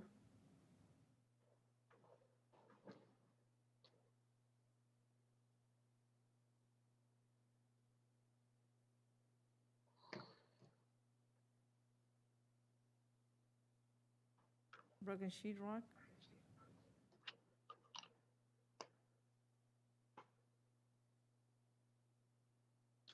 It's the living room area.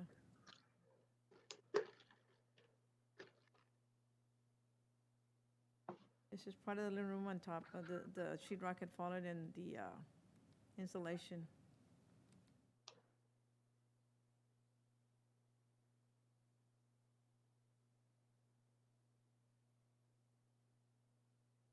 This is in the kitchen area.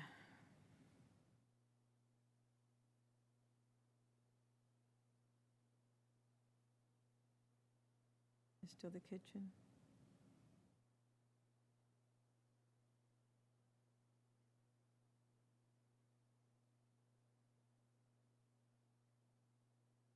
Where the sheetrock is coming apart, broken.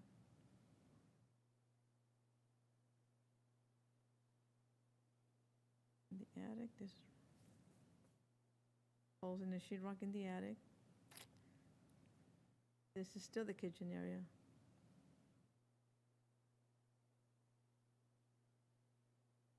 Another bedroom, a bathroom.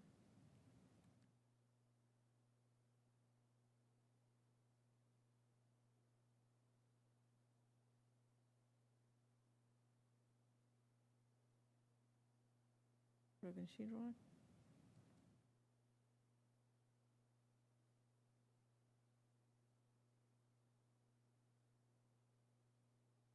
This is one of the back rooms, the one towards the back.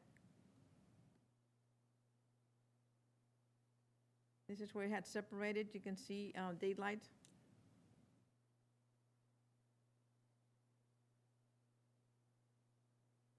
The broken window, and then still you can still, it's separated from the flooring and the walls. The top of the other part of the roof.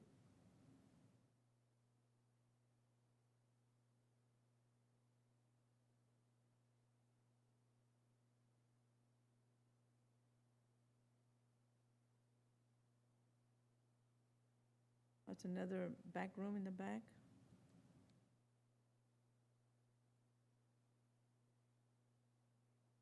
Holes in the sheetrock on the roof.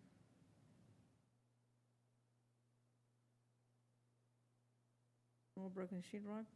And this is throughout the house.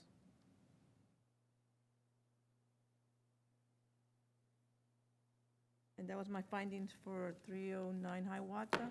I did speak to one of the siblings, and two of them are interested in restoring the house.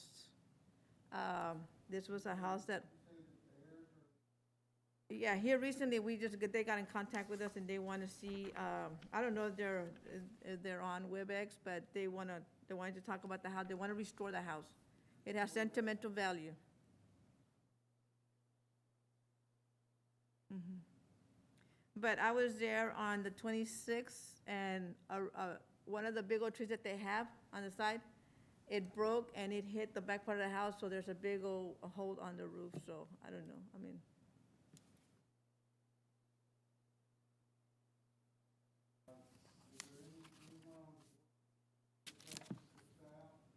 There's a survey that y'all do, Diana, that says, do an evaluation,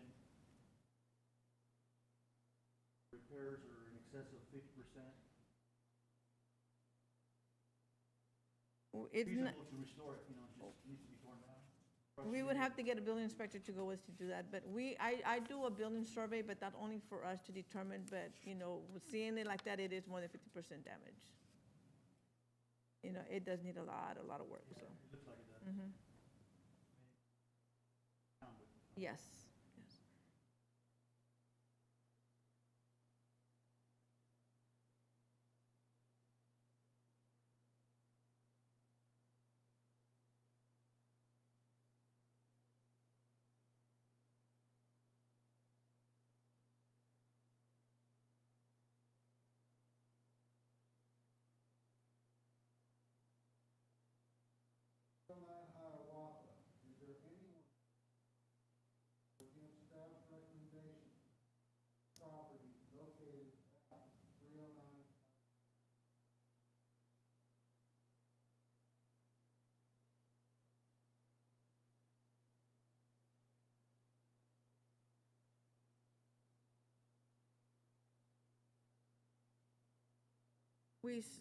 they were interested and we sent them the information to join in, but, I don't know.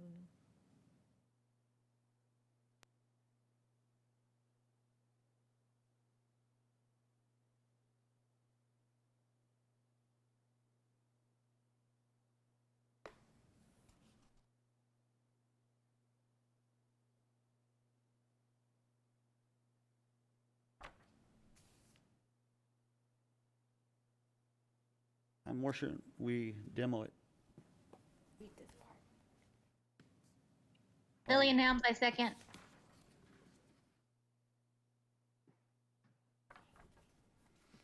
One second, hold on.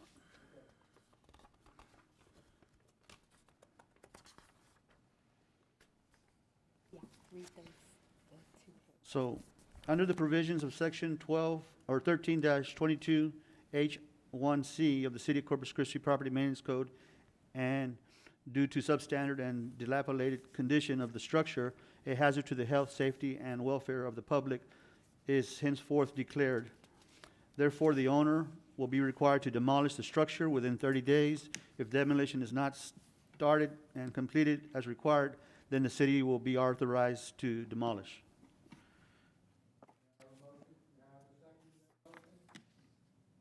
I second the motion. No, your motion.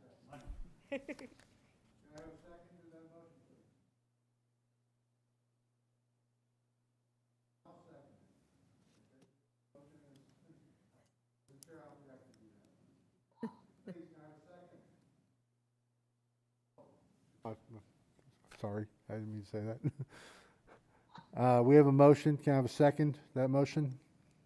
Lillian has seconded the motion. Oh, okay, I didn't hear that. Lillian Helms, I second the motion. Okay, that motion's been made and seconded a couple times. Okay. Okay, we'll now have a roll call vote.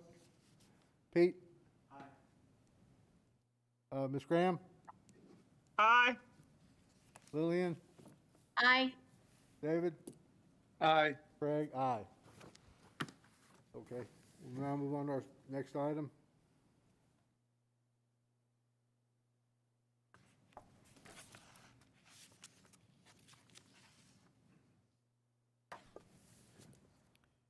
Dear board members, pursuant to Article 2 and in accordance with Section 1322B of the Corpus Christi Property Maintenance Code, this department has initiated and prepared the above listed case for your review and consideration.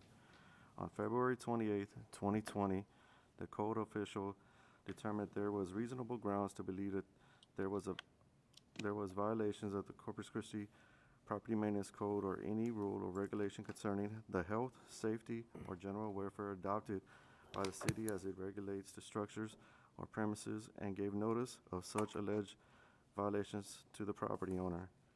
30 days have lapsed since the notice of violation was provided, and such violations have not been cured. Staff recommends a hearing be set for not less than 10 days, more than 45 days from the date of this complaint. At this hearing, staff recommendation for the above listed property will be demolition. Danny Garza, 505 Jester. Yes. On October the 16th of 2019, the city became aware of possible violations, at which time I conducted a building survey and took photos. February 28th of 2020, notice of violation letters were mailed out to all possible owners, occupant, and interested parties. On May the 26th of 2020, a reinspection was conducted and the property was still in violation. On November the 19th and November the 20th of 2020, the notice of violation was published in the Color Times. On January the 4th of 2021, emailed complainant letters to the Building Standards Board members. Copies of each property was filed with the Nueces County Clerk's office. On January the 5th and January the 6th of 2021, notice of hearing was published in the Color Times.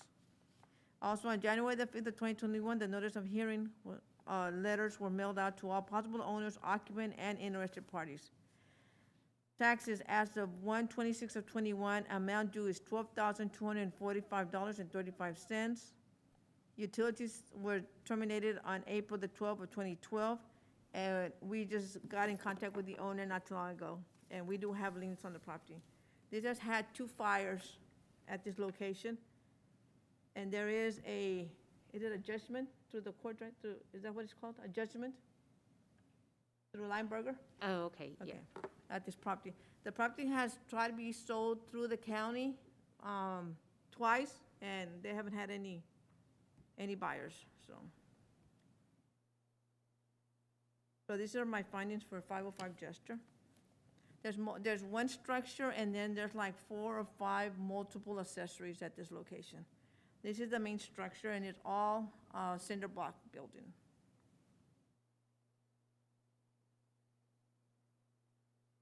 This is all through the inside.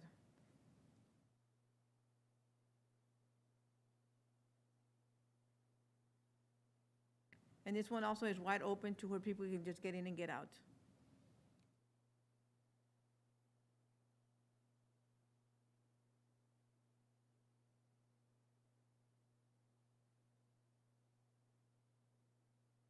The whole roof was gone. Oh, and those are all my photos, huh? Wait, what happened?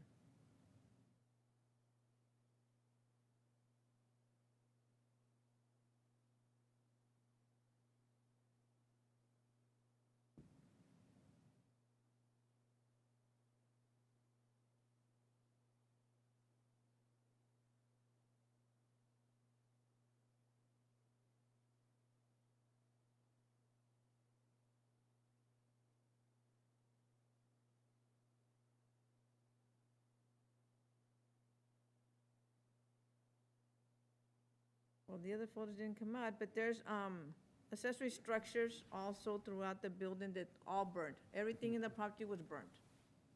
Okay, and so who is the current owner? Eva Moxon, Okay, and that person you say has been in touch with you recently? she just contacted us because she just saw the notice and she wanted to join in, so she wanted to talk on behalf of her property. Okay, so she might be on the phone? She might be I mean, on. okay. Yes, I'm here. Okay. I don't know why they didn't come out. But those are the I've been, accessories I had it on mute, so. Those are the accessories? Okay, well, Yes. that's fine, we'll speak to you under the public hearing portion. So, first off, is that your report, Diana? Yes, sir. Okay. And if you look on your books, those are the accessory structures, or the photos are in the Okay, book. very good, very good. Okay, does anyone on the board have any questions for staff? Anyone on the board have any questions for staff? Okay, well, I will now open the public hearing portion of this presentation. So at this time, I will now open up the public hearing regarding this property located at 505 Jester Street. Is there anyone wanting to speak in favor or against staff's recommendation of the property at 505 Jester Street? You may now present your comments to the board. Please proceed, Ms. Moxon. Okay. Diane had faxed me the stuff to demolish it. However, my income is above what the city can go into to demolish it. That means I guess I'm gonna have to pay for it. Right now, I'm $30,000 in the hole with this property. Because I called and I was speaking to the attorney, the ones that does the city's taxes and stuff and liens. I can't think of their name. It's like I can't Yeah, think of it Goggle. right now. Goggle or something like that. Lineberger. Yeah. Okay, I've been speaking to them and he let me know where I stood with the total amount that I need to pay. But I would like to just demolish it because I don't have any interest of trying to fix that house because there has not been no electricity, no water, or anything there since 2009 or 10, because that's when I moved over to my other property that has been sold. And so I've been trying to sell it, but I don't have any, everybody wants a property with a good house on it. Plus, I need to contact the people about the taxes because it shouldn't be paying for a $60,000 house on that piece of property. I'm paying taxes for a house that they says worth $60,000 or $64,000. Which, if Diane, she looks at it, she knows it's not worth no 64,000. But, I'd rather get rid of that and just maybe try to sell the property. I've been talking to the attorney about setting, I've got to go down to the city. He told me I had to go to the courthouse to set up, to make payments on the back taxes. Because maybe if I get the taxes down some, then somebody will buy it. I just want to get rid of the property myself.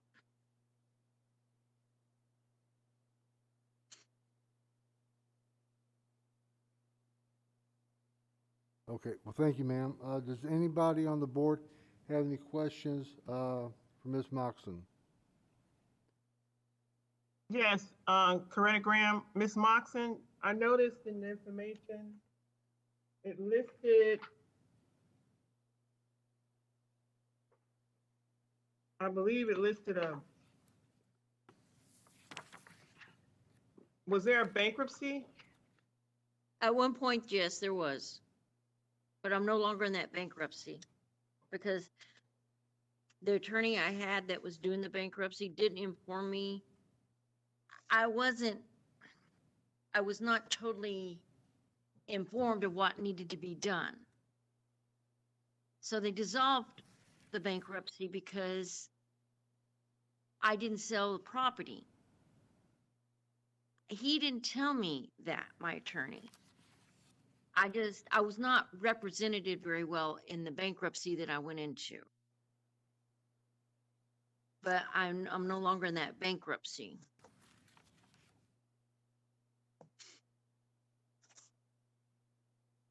Thank you. You're welcome.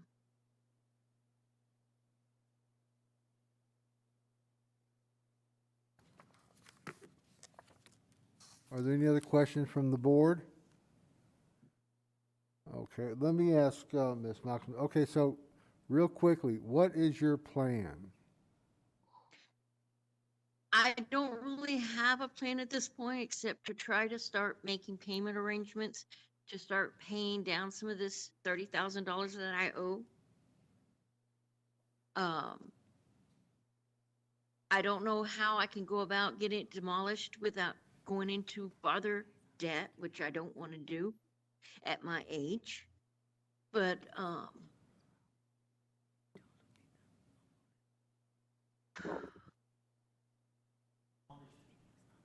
I just don't know what to do right now.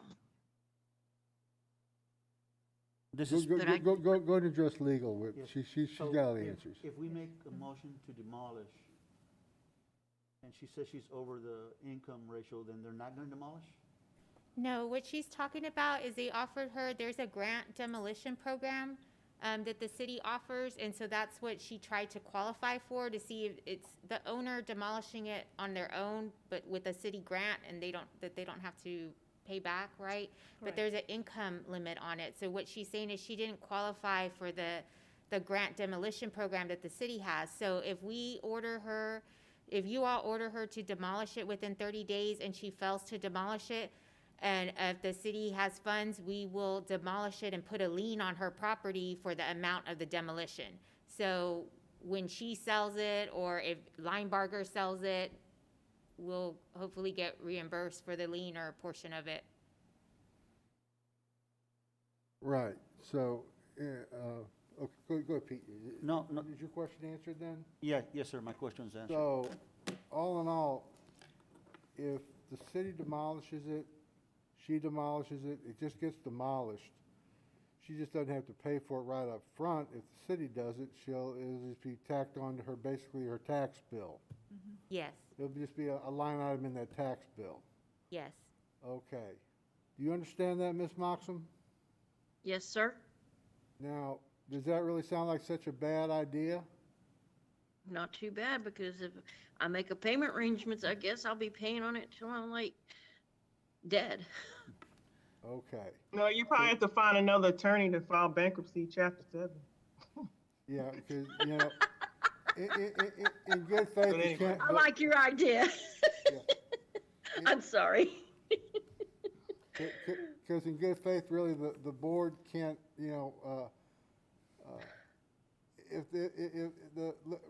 leave that property unsecured as it is, and there's so much of it there, that securing it would probably be a pretty costly situation as Yes. well. Yeah. Yes, it would be.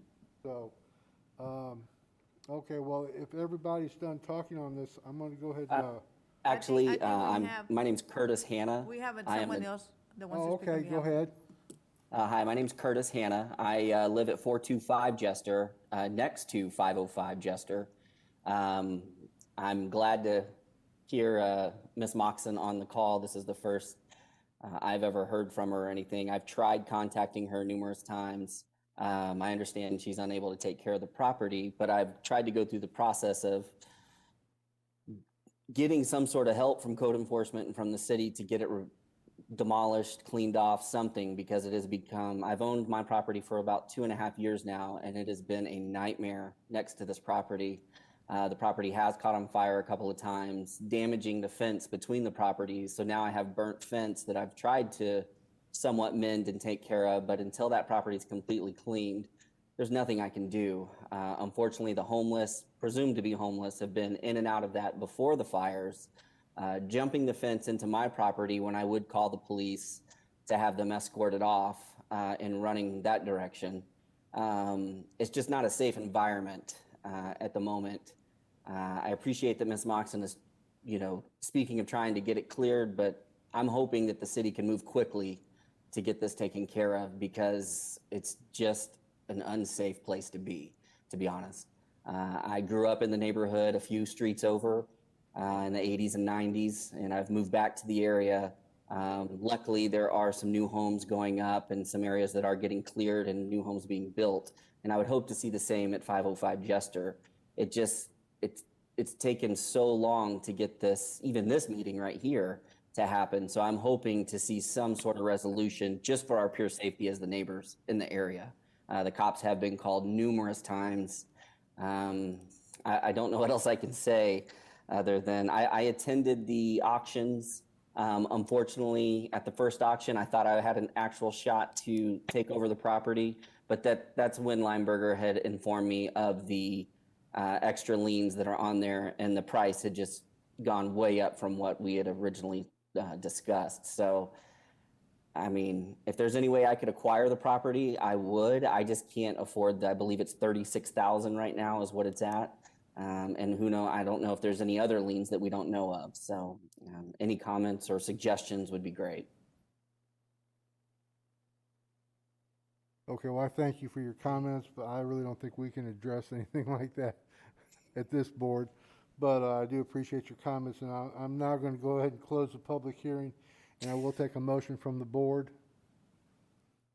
Loretta Graham, I motion to accept the staff recommendation and require demolition of the structure according to section 13-22H1C of the Corpus Christi Property Maintenance Code, in which the owner is allowed 30 days to obtain proper permits and complete the demolition of the structure located at 505 Jester.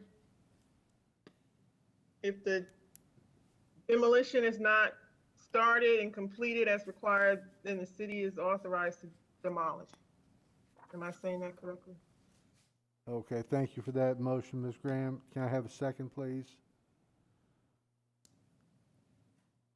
This is Pete, I Lillian second. Ham, second. Okay, thank you, Lily.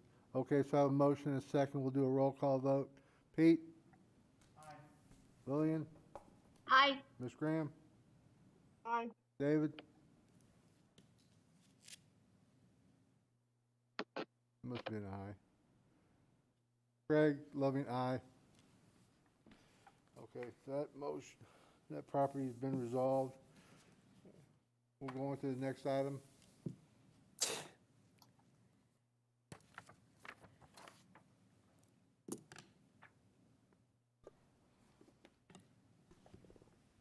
Do you need anything else from me? From Eva? No, ma'am, I don't believe so. Okay, then I'm gonna discontinue and go back to work. Thank you. Okay, well, good luck to you, ma'am. Thank you, sir. Dear board members, pursuant to Article 2 and in accordance with Section 1322B of the Corpus Christi Property Maintenance Code, this department has initiated and prepared the above listed case for your review and consideration. On November 3rd, 2020, the code official determined that there were reasonable grounds to believe there was a violation of Corpus Christi Property Maintenance Code or any other rule or regulation concerning the health, safety, or general welfare adopted by the city as it relates to structures or premises, and gave notice of such alleged violations to the owner of the property. 30 days have elapsed since the notice of violations was provided, and such violations have not been cured. Staff recommends a hearing be set for not less than 10 days or more than 45 days from the date of this complaint. At this hearing, staff recommendation for the above listed property will be demolition.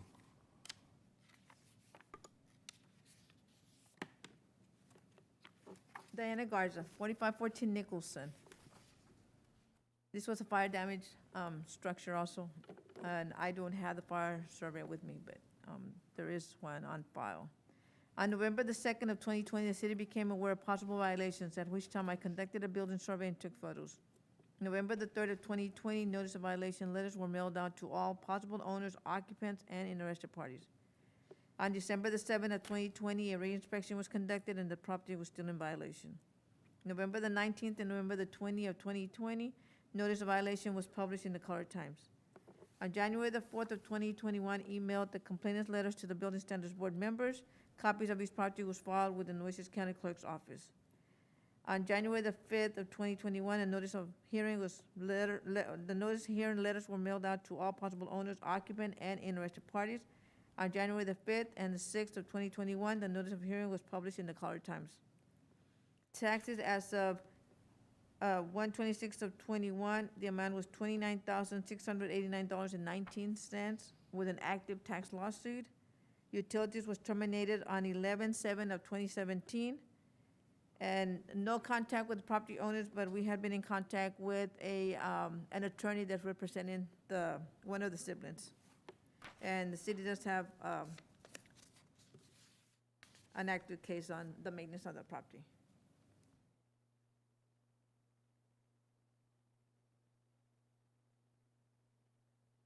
Okay, these are my findings for 4514 Nicholson.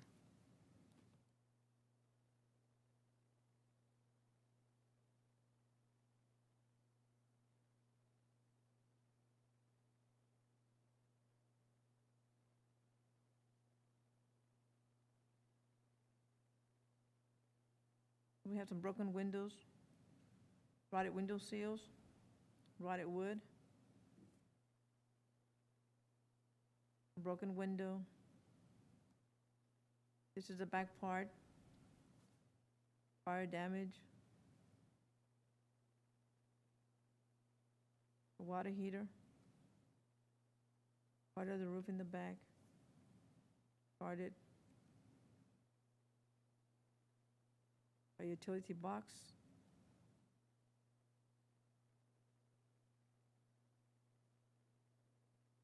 Fire damage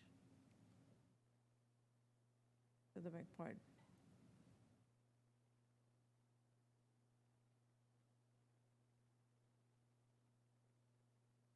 This is inside. Smoke damage, the ceiling. This is one of the rooms.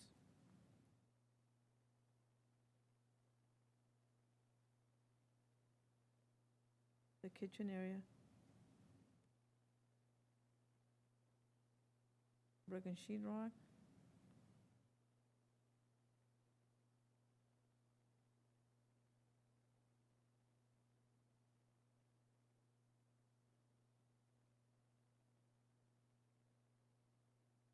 This is one of the bedrooms, the back part of the house where the fire happened. Everything was charted. Part of the kitchen, smoke damage. Broken sheetrock.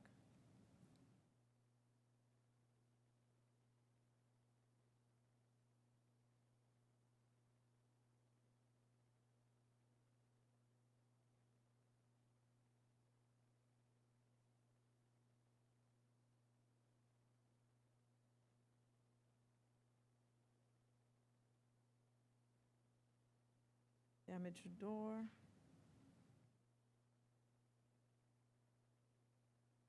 Fire damage.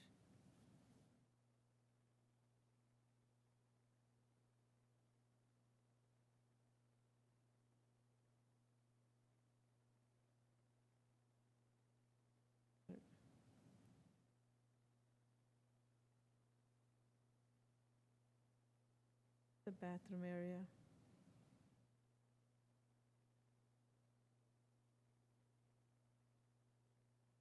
Damaged roof. Still the bathroom area.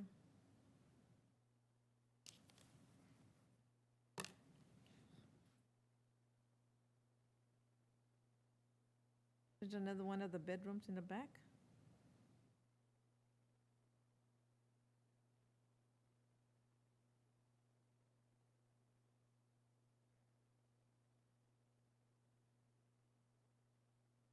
And that was my findings for 4514 Nicholson. There was parts of the house that you couldn't walk in because of the fire. Thank you, Diana. Can you tell us again what you know of the owner or heirs, what they want to do? I haven't spoken to any of the heirs, but there's an attorney that's representing one of the heirs. And he was gonna be online, I don't know if he's online or not, so. But they wanted to also see what they were gonna do with his house, whether repair it or.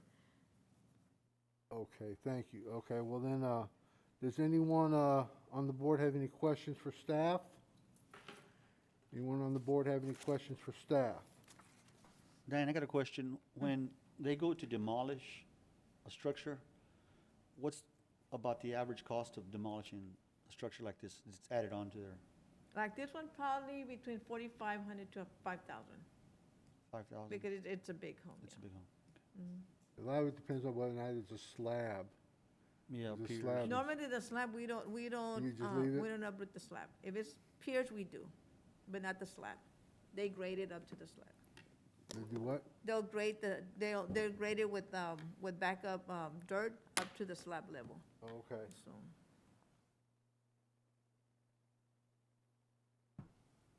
Okay, then. Okay, I'm gonna now open, this portion of the hearing to the public hearing.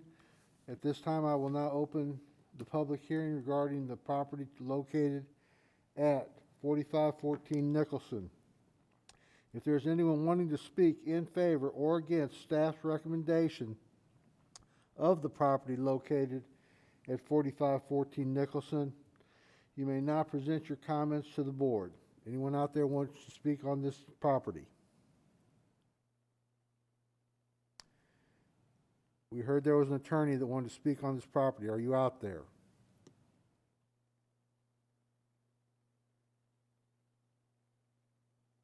Is there anyone that wishes to speak on this property? Okay, hearing nothing, I will now take a motion from the board. Anyone want to make a motion on this property?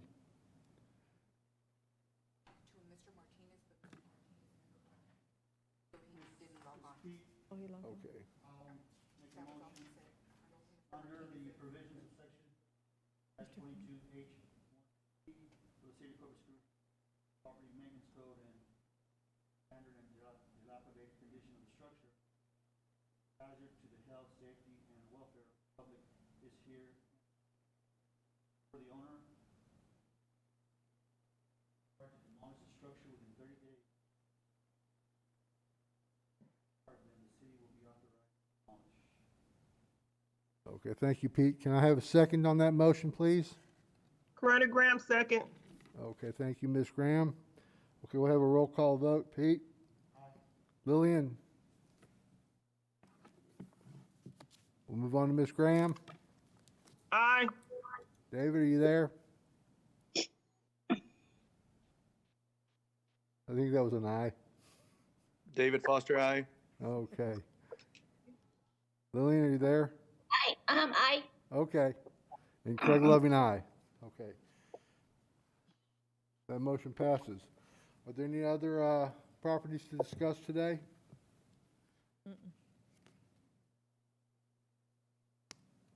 Okay, the staff wish to address the board identifying items in the future agenda.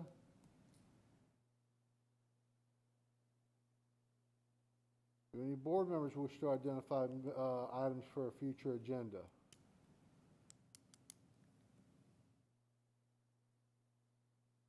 Hearing none, is there any other business that we need to attend to today?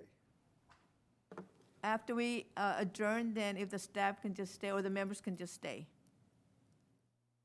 Hmm? Or if the members can just stay after we adjourn the meeting. Yes, yes, we will. Okay. The meeting of the City of Corpus Christi Building and Standards Board is now adjourned at this time, and the time is now, whatever that is.